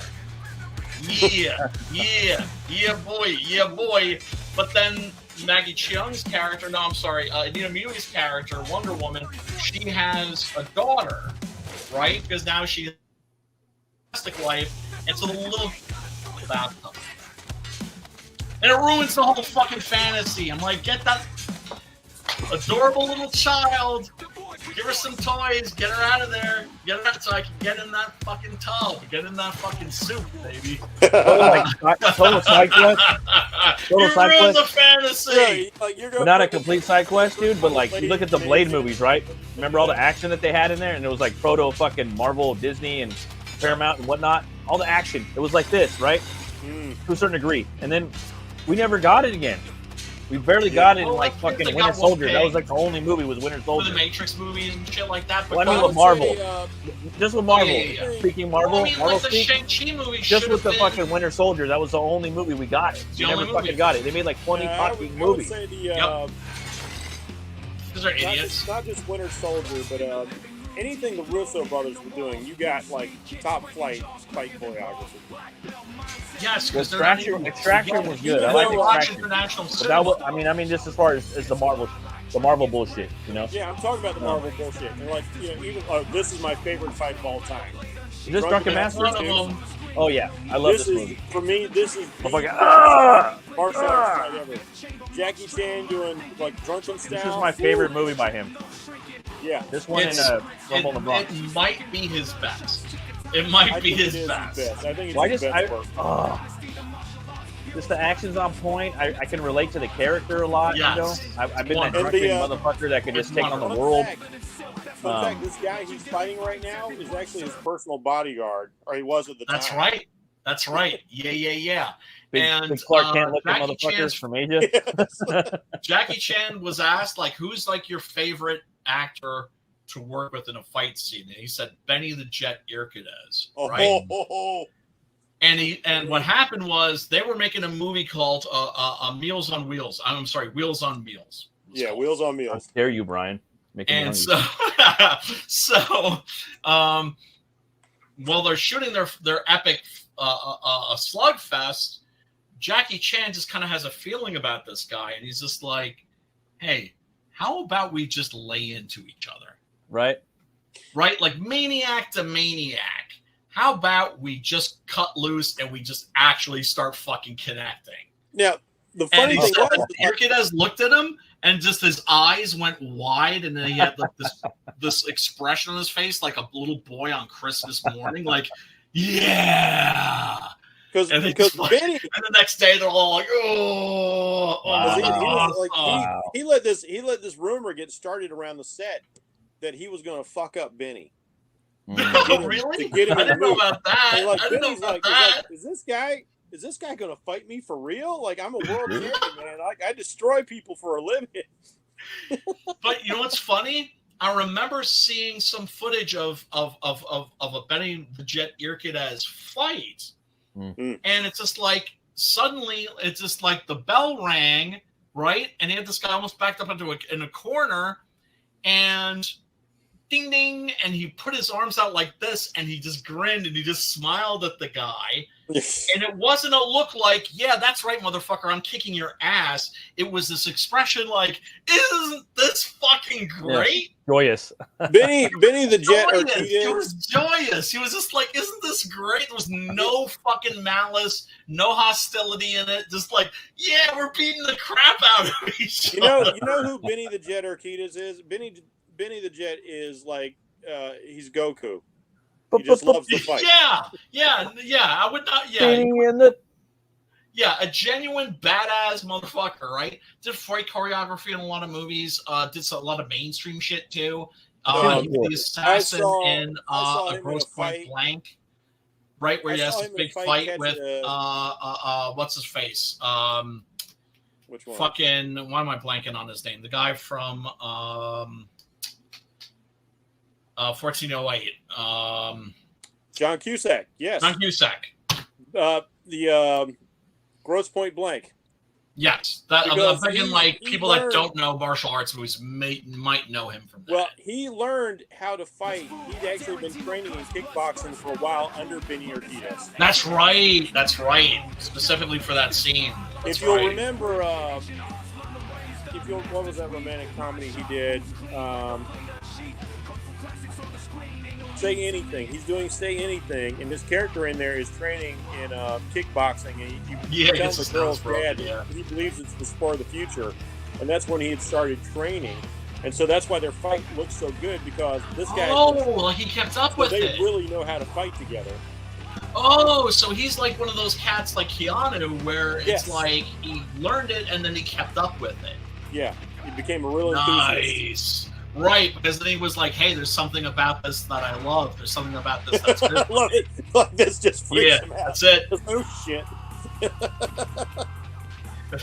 Yeah, he's trying to do the crazy leg thing, and it's just like, yeah, it ain't working. And yes, people, Drunken Master is an actual, Drunken Style is an actual style. Yes, it is. But fun fact, you don't have to be drunk. It's actually very deceptive. Yeah, that's the whole point. Yeah, is to like basically get your opponent off balance by like bobbing and weaving as if you were animalistic side, you know. Mm-hmm. Well, that's drunken monkey. Monkey style is a thing, and drunken monkey is the thing too. Remember Bo Ray Cho? No. From Mortal Kombat. So Yeah. He's a heavyset guy based on, Sammo Hung. Off of this character, but if you break the name down, from the video game, and if you break the name down as borracho, which means drunk in Spanish, it's fucking the Mortal Kombat guys are American, so they know what they're doing, You're fucking borracho. If you want a video game that's got all of the great classic martial arts actors in it, it's called Shaolin vs. Wu-Tang and Shaolin vs. Wu-Tang 2. It's a little indie game, highly recommended. And it actually displays like all like the fighting styles are accurate 100%. Well, remember I always remember that scene. That one kick, dude, right there. Yeah, man. You remember Virtual Oh, Fighter? here we go. Ah! That's some Ultimate Warrior shit, like on fucking. You know what bugs me is like Later for you, bro. if you remember the game Virtual Fighter, they took their Bruce Lee clone and he fought like Bruce Lee. He fought like a Jeet Kune Do style, but like they put Bruce Lee into these MMA games and he doesn't fight like Bruce Lee at all. It's very right. For But if Bruce you Lee play fan. that game, Shaolin versus Wu-Tang, he fights exactly like Bruce Lee. Sonny Chiba fights exactly like Sonny Chiba, but specifically Terry Tsurugi's Street Fighter. Sonny Chiba. It's amazing. It's like a genuine joy. So anyway, folks, that's gonna be coming soon. I'm thinking our first movie is probably you're down with it, Matt? Fucking hell yeah. And the thing is, it's like Tubi and the other Plex, the other streaming services, they're loaded down with this shit right now. Fuck, dude. Oh man, I can only imagine, dude. Just like the cool shit. Smoking a fat bowl, just watching some kung fu. You know what I mean? Like, yeah, man. I'm thinking. Oh my god, dude. I'm thinking for the first movie unit or a Roku TV, there is the Hi-Ya channel. Which there is. Yes, run by Robert Rodriguez. Actually, my boy, dude. Yeah. Someone was you saying see all the Fly shit on there, all the fucking Shaw Brothers shit. And the thing that's amazing about the Shaw Brothers movies is that, I mean, they clearly took really good care of those films because they're pristine. Yeah, they're pristine. At my Alamo in Yonkers, they had this is before the lockdown. They don't do cool shit like this since, unfortunately. But before the lockdown, they would have film festivals, and they had like fucking Shaw Brothers Festival. I got to see One Armed Swordsman. I got to see Come Drink With Me. I got to see Five Deadly Venoms. I got to see 36 Chambers of Shaolin. And those movies, whether you see them on the big screen or whether you see them on digital or whatever new format's coming out, right? 4K now. They're pristine. There's like zero print damage on those movies. Clearly, they took them and they kept them in a fucking vault. You know what's interesting about temperature controlled and shit? Is Hollywood is the premier spot for like cinema in the world. We all know it, right? And yet, how many films have Hollywood put out that are lost? Like you find, like, we found take care of shit. We found all these reels of film in a salt cave, right? Because nobody's going to want to, right? Because nobody's going to watch that. They're going to only watch the new shit. They're only going to want to watch the stuff that just came out. But all these foreign entities cared about what they were making. Fuck yeah, they did. And dude, like, I don't even want to fuck with no new shit. I just want to go. That's what I'm saying. And I mean, not to be like dickish, because look, it's as simple. It's as simple. This motherfucker right here, Brian Christgau. The shit put me out some shit that's awesome. That's coming out now. We're gonna know about in 15 years from now. But there is some gems. But like there are said, gems, and you do keep your ear to the ground. And I think Longlegs is going to be a good one. Shit. I think Longlegs has some potential. I can't wait to see Monkey Man myself. I don't know why. It's going to be good or bad. The new Nosferatu. I'm hoping Eggers is going to bring fucking Gotham. Oh, come on, dude! It comes out on Christmas Day, bro. Like, I really want to go on Christmas and watch it. I know. Like my family, we watched all the Lord of the Rings on Christmas Day. They would drop them, and that's what we would do. We'd open presents. We eat our Cinnabons and bacon and apple cider, right? Ooh, but it was bomb. And then we would go and watch the fucking Lord of the Rings, and I loved it, And so, like you said, we've got Bill Skarsgård and we got Eggers. That's going to be how can Fire. it go wrong? Well, yeah, and then you got fucking Halt, and then you got Kick-Ass in there. Was it Alan Taylor Johnson? He's a badass actor. You got Johnny Depp's daughter. You got Willem the Fuck Dafoe playing the fucking Van Helsing rather than actually the vampire that ate people in that other crazy movie. The Vampire, which was produced by Count Orlok. Nicolas Cage. Count Orlok. Oh man, I'm so excited for that. And the visuals. I had a meeting last night with my buddy. We're going to be working on a tabletop gaming, and I'm going to be doing some characters with him.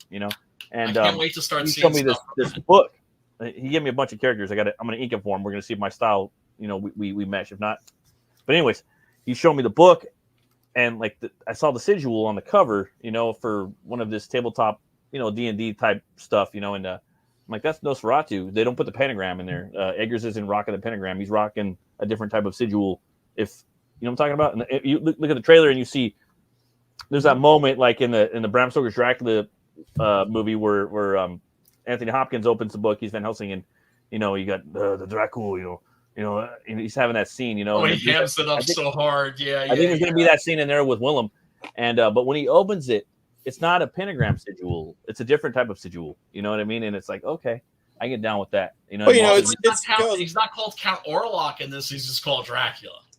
What? He is Orlok in this. This is fuck that. I want him to be Orlok, dude. Well, it doesn't matter because the only reason they called him Count Orlok in the first place was because they didn't have the legal rights. I know. This is why Bram Stoker's widow sued them. But I want that parallel. I want that parallel reality. I could be wrong. I could be wrong. Count Orlok. It does take place in Germany, so it's very much a remake of Nosferatu. That's what I want. I also like that wiggle room too. Okay. All right. And that they're giving it their own spin with like the woman that he ends up pursuing. She has, some sort of haunted state about her, and that's why they connect. And he's kind of drawn. That's like the Loki movie that like everyone's like, yeah, I want to watch that motherfucker. That's the one. That's the one. For sure. And it's like, and when I see Orlok, he's got that little like fucking little shred of hair coming, out the back. And then he's got that furry fucking like Craven penguin like collar. I'm like, I can't wait to see what they do. Like, and I don't want to see him. And I saw an interview with Bill, and he was talking about this, and he was talking about fucking Pennywise, and he was talking about competing with his brother, and he's like, yeah, dude, I'm the better fucking actor. You know what I mean? And there's that competition between him and his older brother, and I like that. Well, you know what's interesting? That guy could be, super happening, LA, fucking dating, fucking whoever like the current hot chick is. He's totally young, good-looking guy like that who stars. Yeah. Oh my god, right? And then you see him in something like Barbarian, where that entire first act is predicated on his performance and how damn charming he is. Yeah, he carries the movie. He's like, here you go. Oh, he's got this baby in his hands, right? And he's like, and then he hands it off, and then the genre changes. And he didn't carry the movie. You wouldn't give a fuck about the crazy shit that happened throughout the movie. And look at this. He's a guy who knows his star's rising. Like he is basically the new It kid. Yeah, he's not fucking around with Hollywood. He's not going the Zendaya route. He's willing to die off in the first 15 minutes of a movie because he serves the story. Yes, he's an artist, dude. They're both artists. Star all the way through. Yes. He's a real artist. That's a brilliant performance because the whole time you're trying to see this through the eyes of a chick and you're thinking, damn, this dude's cute. This dude's sexy. He's charming. He's almost a little too good. You're worried he's going to be creepy. You know, it's weird. Right. It's brilliant. It's brilliant. Yeah. Like 10 seconds. That movie's already on Iconoclast. They're already making comic book covers of that movie.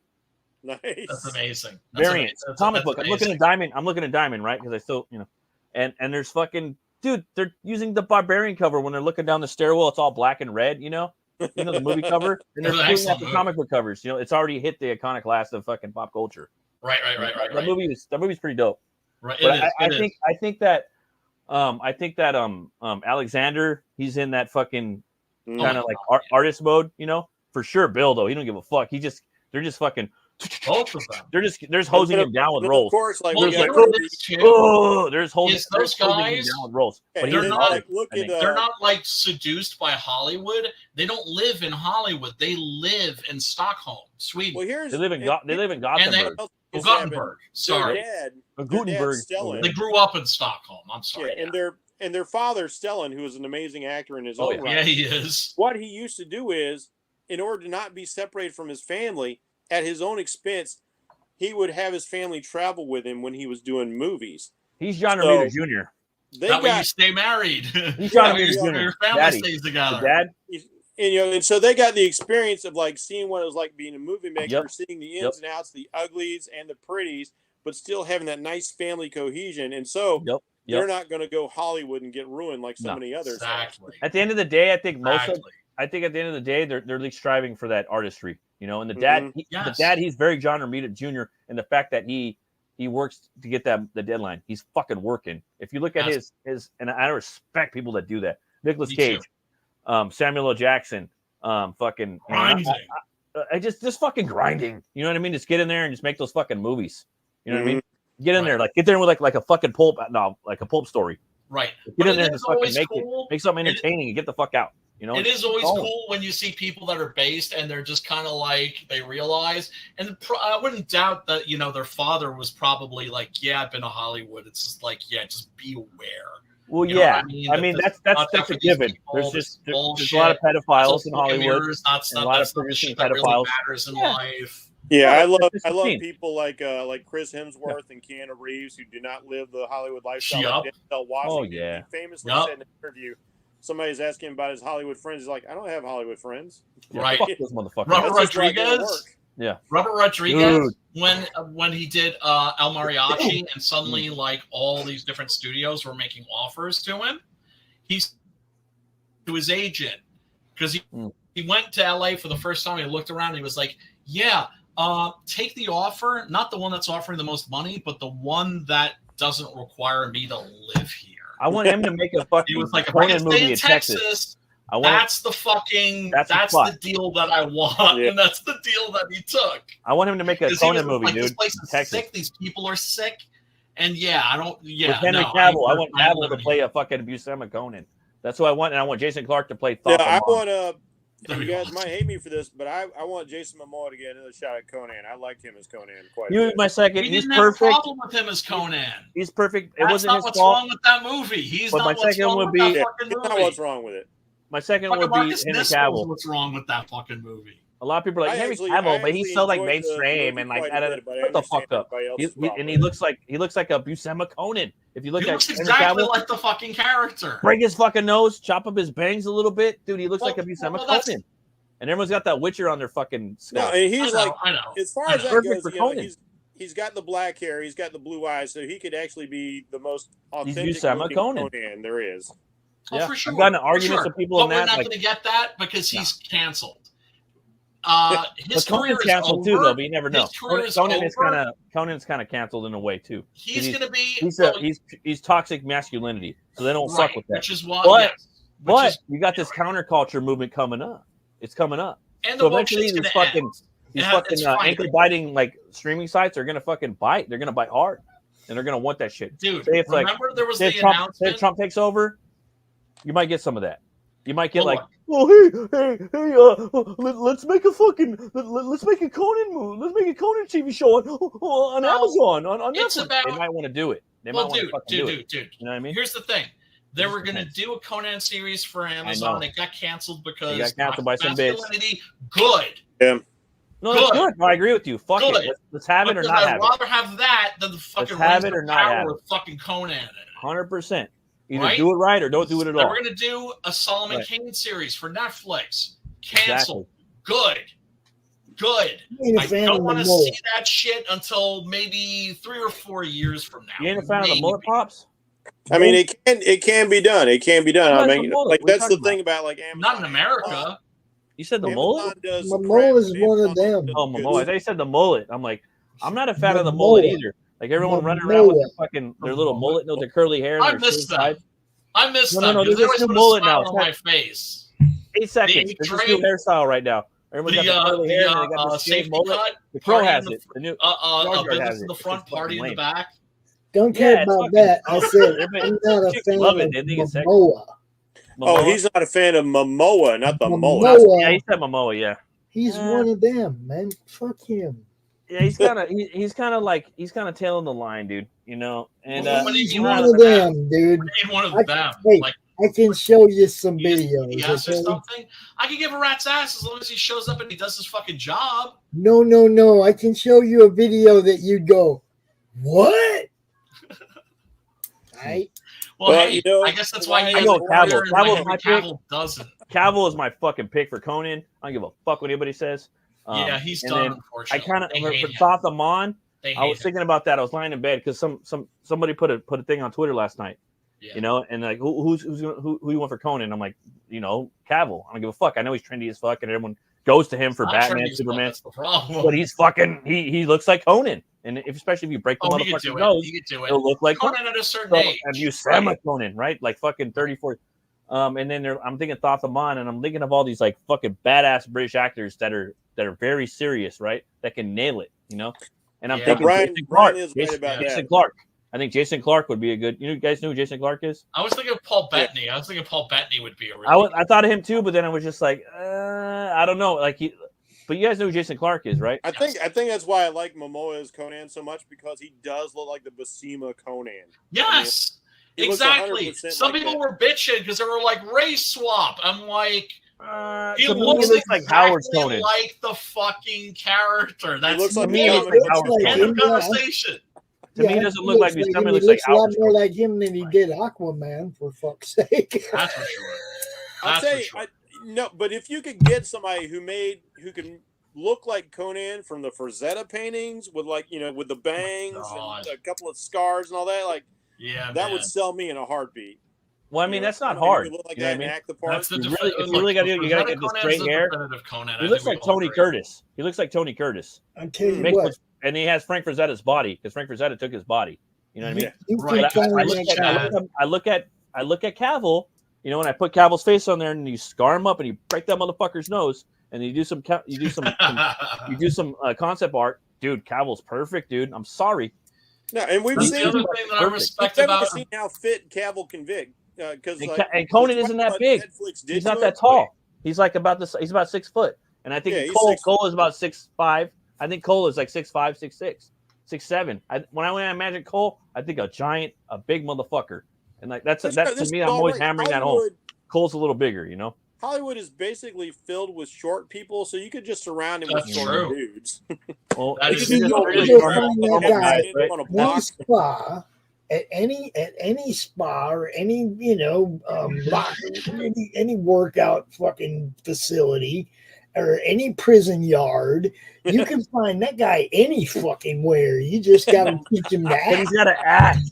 He's got to deliver. prison He's guard. got to deliver the. He's got to deliver the fucking. Conan's lines ain't that hard. No, bro. no, no, Come no. on. He's got to sell it. He's got to sell it. He's got to sell the unspoken word.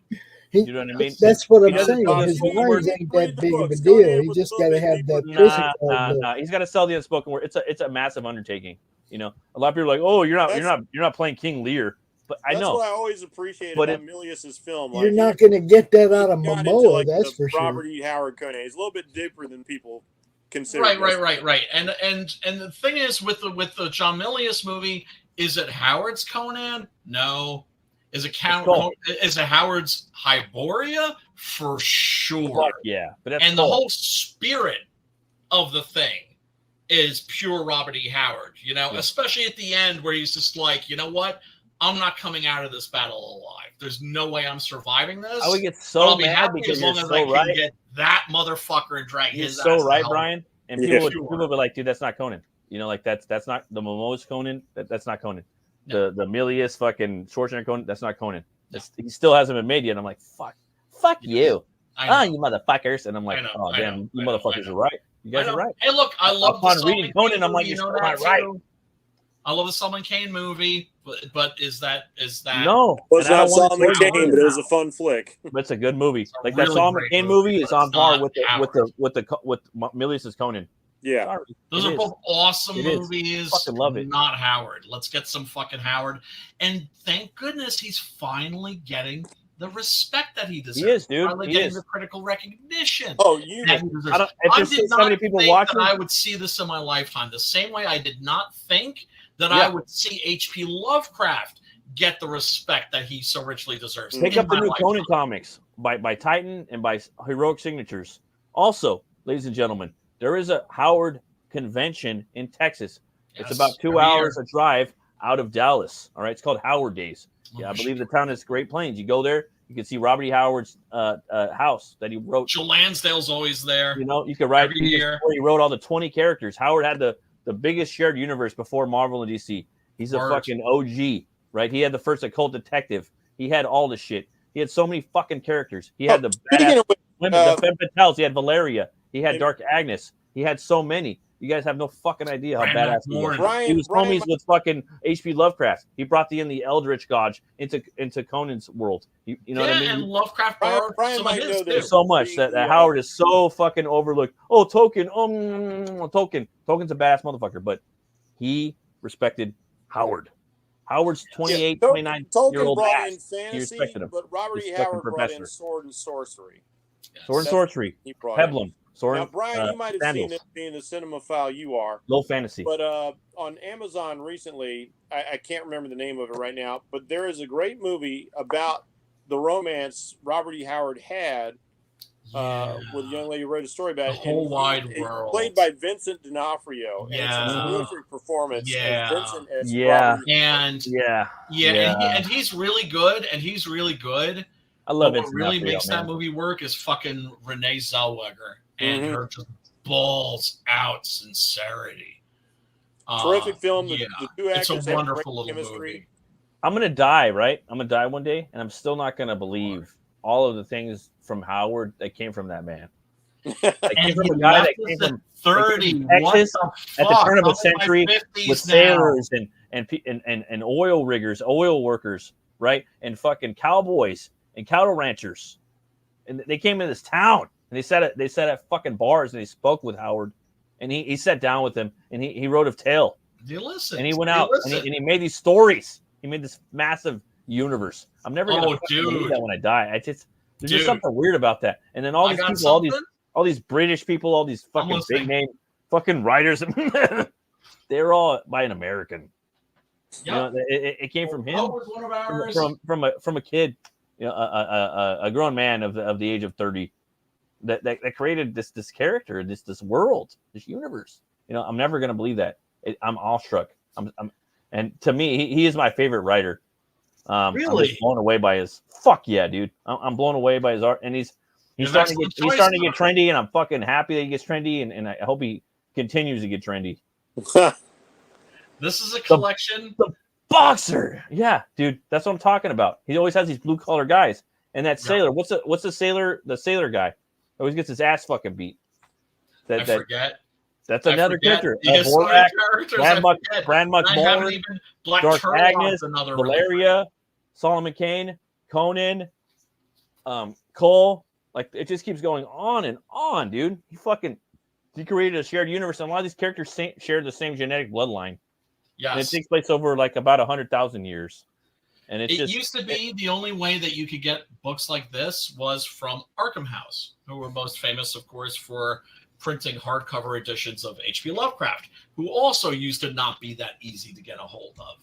And this is a collection of his boxing stories, specifically focused on a character that is an Iron Man. That is to say, somebody that has abnormal bone densities, based on a real person that Howard was aware of.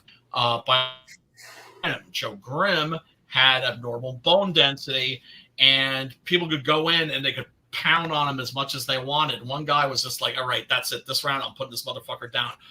Just unloaded, gave him everything he had right on his face.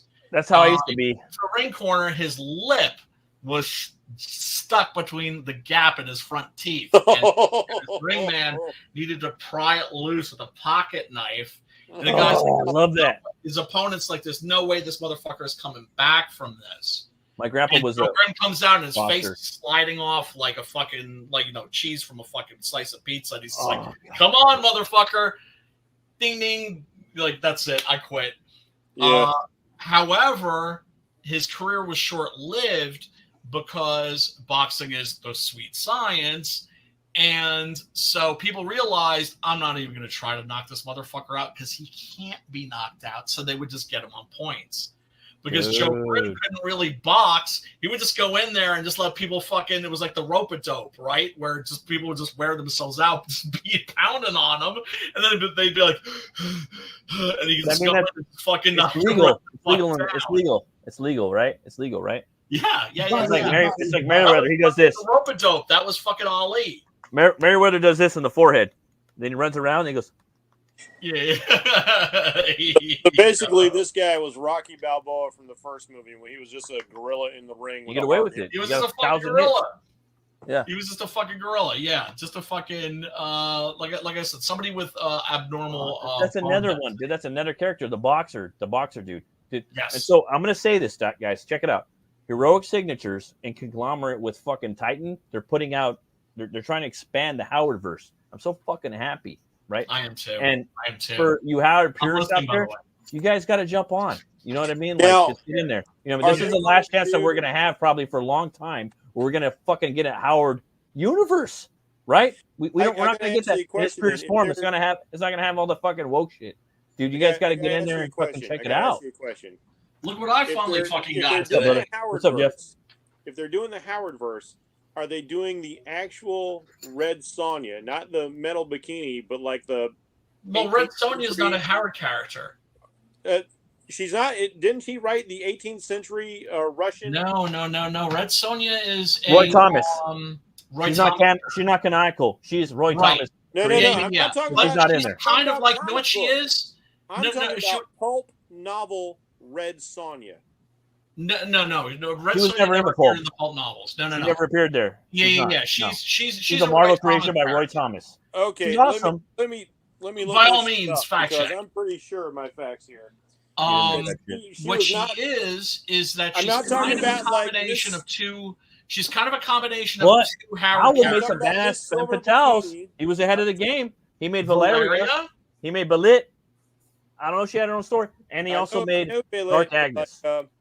And Valeria. telling you, Don't forget there's- Valeria from Valeria. That's Red my Nail. daughter's name. There's That's a number Red one. Sonja who's like from the 18 or 1900s. She's Russian. She's modern.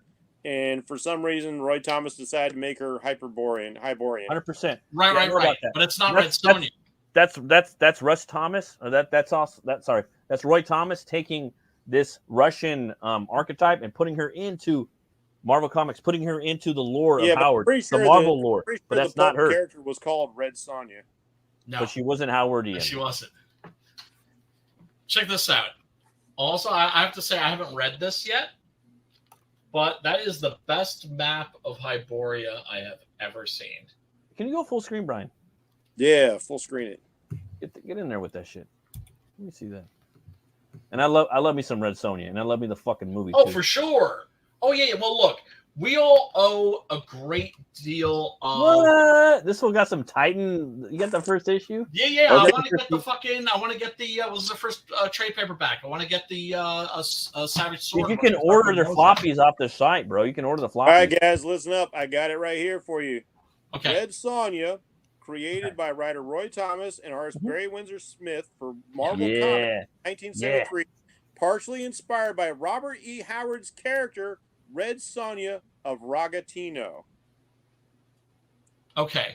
All right. So the name, at least. The name It's at not the least, same and character, the- but they and so the you took the fiery name. personality Okay. of the character.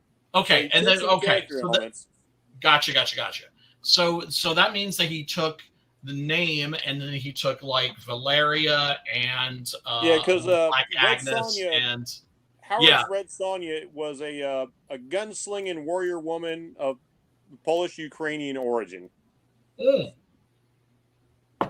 Interesting. See, I didn't know that. Yeah, that's Yeah. still news to me. I don't know if that where you're pulling no, that information. I don't know if This it's is from 100% accurate. Wikipedia, is it? Because No, Wikipedia. Yeah, I don't know if that's 100% accurate. She's known for her red hair and her fiery temper to match. So Roy cherry-picked what he liked and Right. put it in the Conan. I know that. I know she's taken out of Russian mythology. Mind you, Yeah. History. the reason we know about Conan is because of Roy Thomas. Yes. When the John Milius movie math. came out, Yes. all the critics were saying this is based on a comic book. Well, like most people, dude. Most people like my age. Let's just say like they know about the fucking movie. That's how they know Conan. They know about and if lucky, Right. they know about the Marvel Comics. They don't know fucking shit about Robert E. Howard. Who the fuck's a Robert E. Howard? They don't know who the fuck Robert E. Howard is. They know about the But now movie that's if they're changing. lucky. People didn't know who And if Lovecraft they're was. extremely lucky, they know about the comics. You know.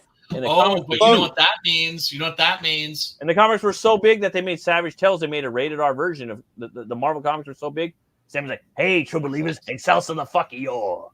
Get in there and make me some fucking rated R Conan comics. Let's show us. Call Let's it show us Black Savage and white Tales Marvel Comics. comics were the blood and some shit. titties. Exactly, and that's where Savage Tales came from. They wanted That's to, how I they wanted to discovered do- Solomon Kane was in the back of Savage Sword of Conan. Yeah, they want to make a rated R adult version of a magazine size in the version of night. Conan, and they have it now, guys. Go pick it up. It just came out. The Werewolf one with Carrie Nord. That's the first fucking one in there. Ah! It's $7. If you can't Carrie get it in your Nord is local a comic fucking shop in G. LCS, order offline from fucking Titan Signatures, or just go to ConanComics.com. You get fucking dope T-shirts That's on right. there, everything. Subscribe to That website's Conan.com, amazing. guys. This is the time now to get into Howard, guys. I mean, Yes. we got to back him. There's not going to be shit that you agree with all the time. If you're a purist of Howard, that's fine. You're not going to agree with everything. Get in there. If anyone's watching, get in there and let's get together, guys. Let's fucking celebrate Howard, man. Let's fucking get in there and get it going. Wasn't Carrie Nord doing the art for Conan when Dark Horse had the license? The Busiek run. He did some, from my understanding, yeah. Yes, he was. Yeah, and I he's remember damn when those good came Conan out, artist. telling my friends, like, holy He's gonna be shit, on- these He's are going to be better on than David the Finch's old Conan channel too comics. this week too. Sorry, I'm going to say this real quick, Brian. Then you could Please. stab me in the throat. Please. He's going to be on David Finch, the badass motherfucker David Finch. Carrie Nord, the guy we're talking that did the badass Conan werewolf story. He's going to be on David Finch's, I think, on Monday. And he's going to be doing live painting. So you guys know what David Finch, all right? He's a badass fucking artist. And Carrie Nord, he's going to be on there too. So you guys go check that out. All right? Dude, drop those fucking links in the fucking twatters. All right, let me get in there type shit. Let me find it. Like that, for sure, man. I like David Finch, man. That's I want to check that shit out. Anyway, we should wrap up. It's almost 1 o'clock here. Everybody, thank you so much. We're over 3 hours in. we does appreciate you.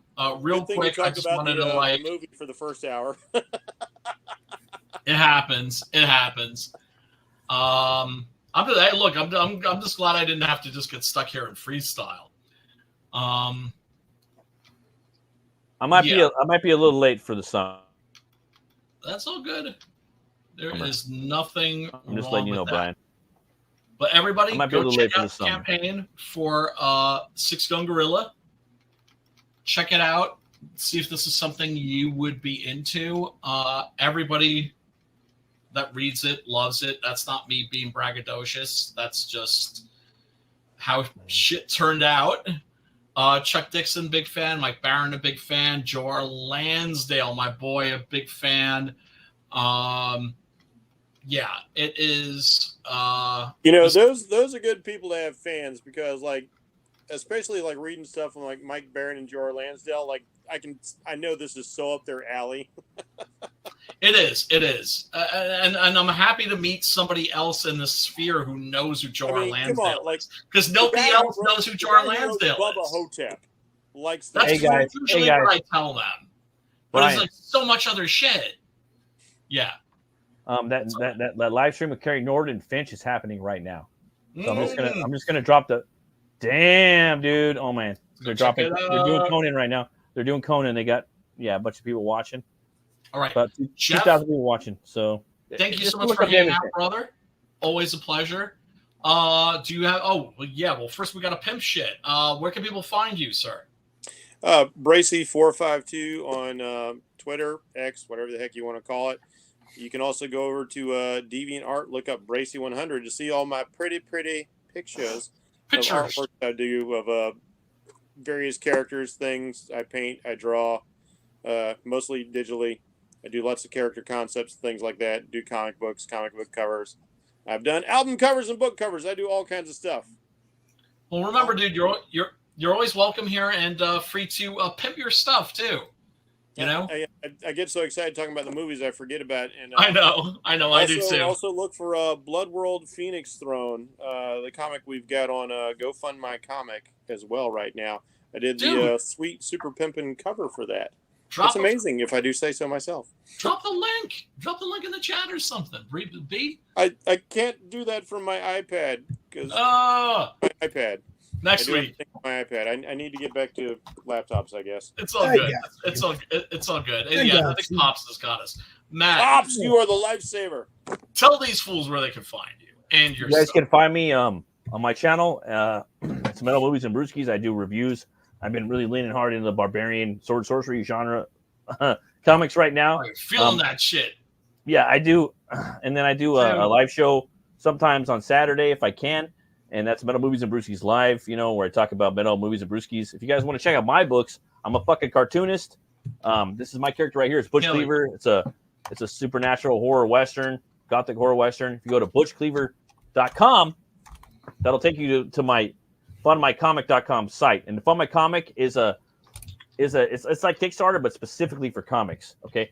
And so that site, I have an in-demand store, right? And I'll mail you the fucking comics right now. I live around the corner from the post office, and you're going to get the comic. You're going to get a wanted poster of Butch Cleaver. You're going to get trading cards, stickers, bumper, a button, and it's going to be fucking awesome.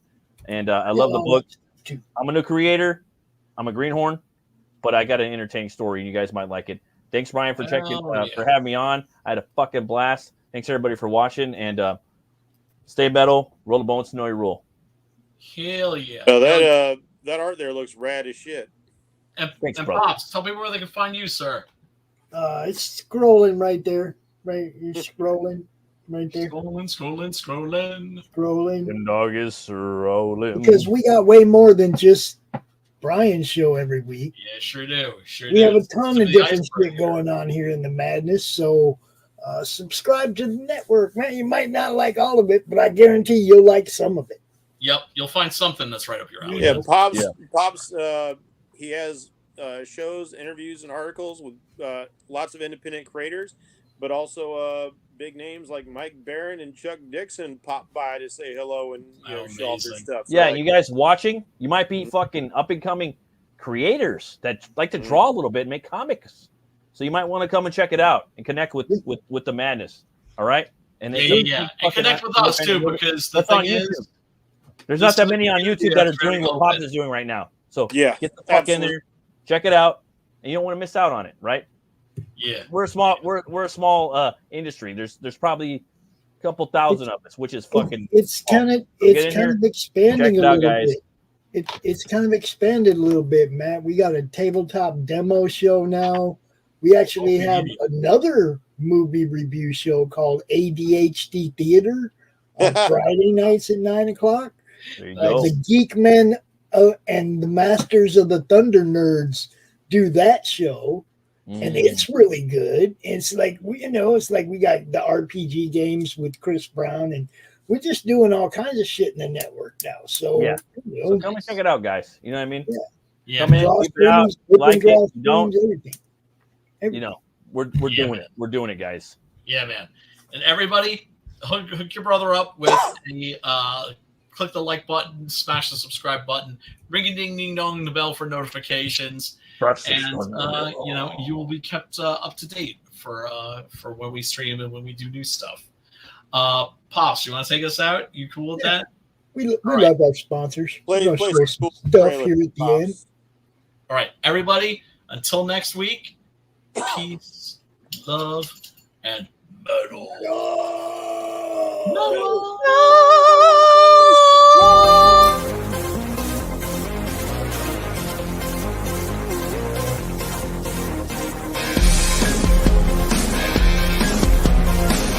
Yeah, that's good. Yeah.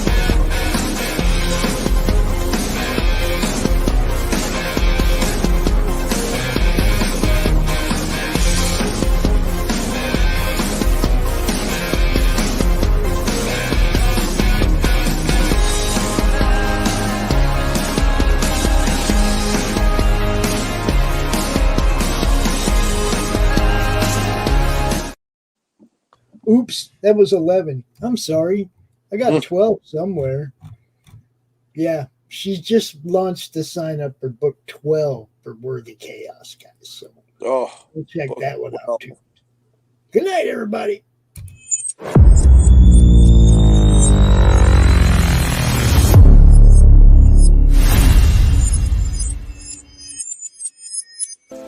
Who am I, you ask?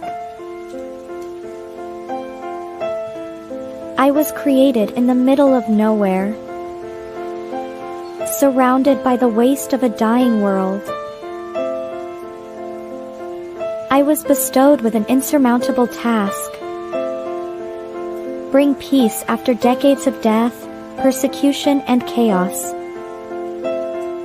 I am a grandchild of war, destined to help two camps which hate has fueled for far too long. Surprisingly, I am not alone. Have an odd bunch to make the road a little more bearable. Come with me, to bring hope where there was despair, respect where there was resentment, creativity where there was destruction. I am Pinocchio, and this is my story.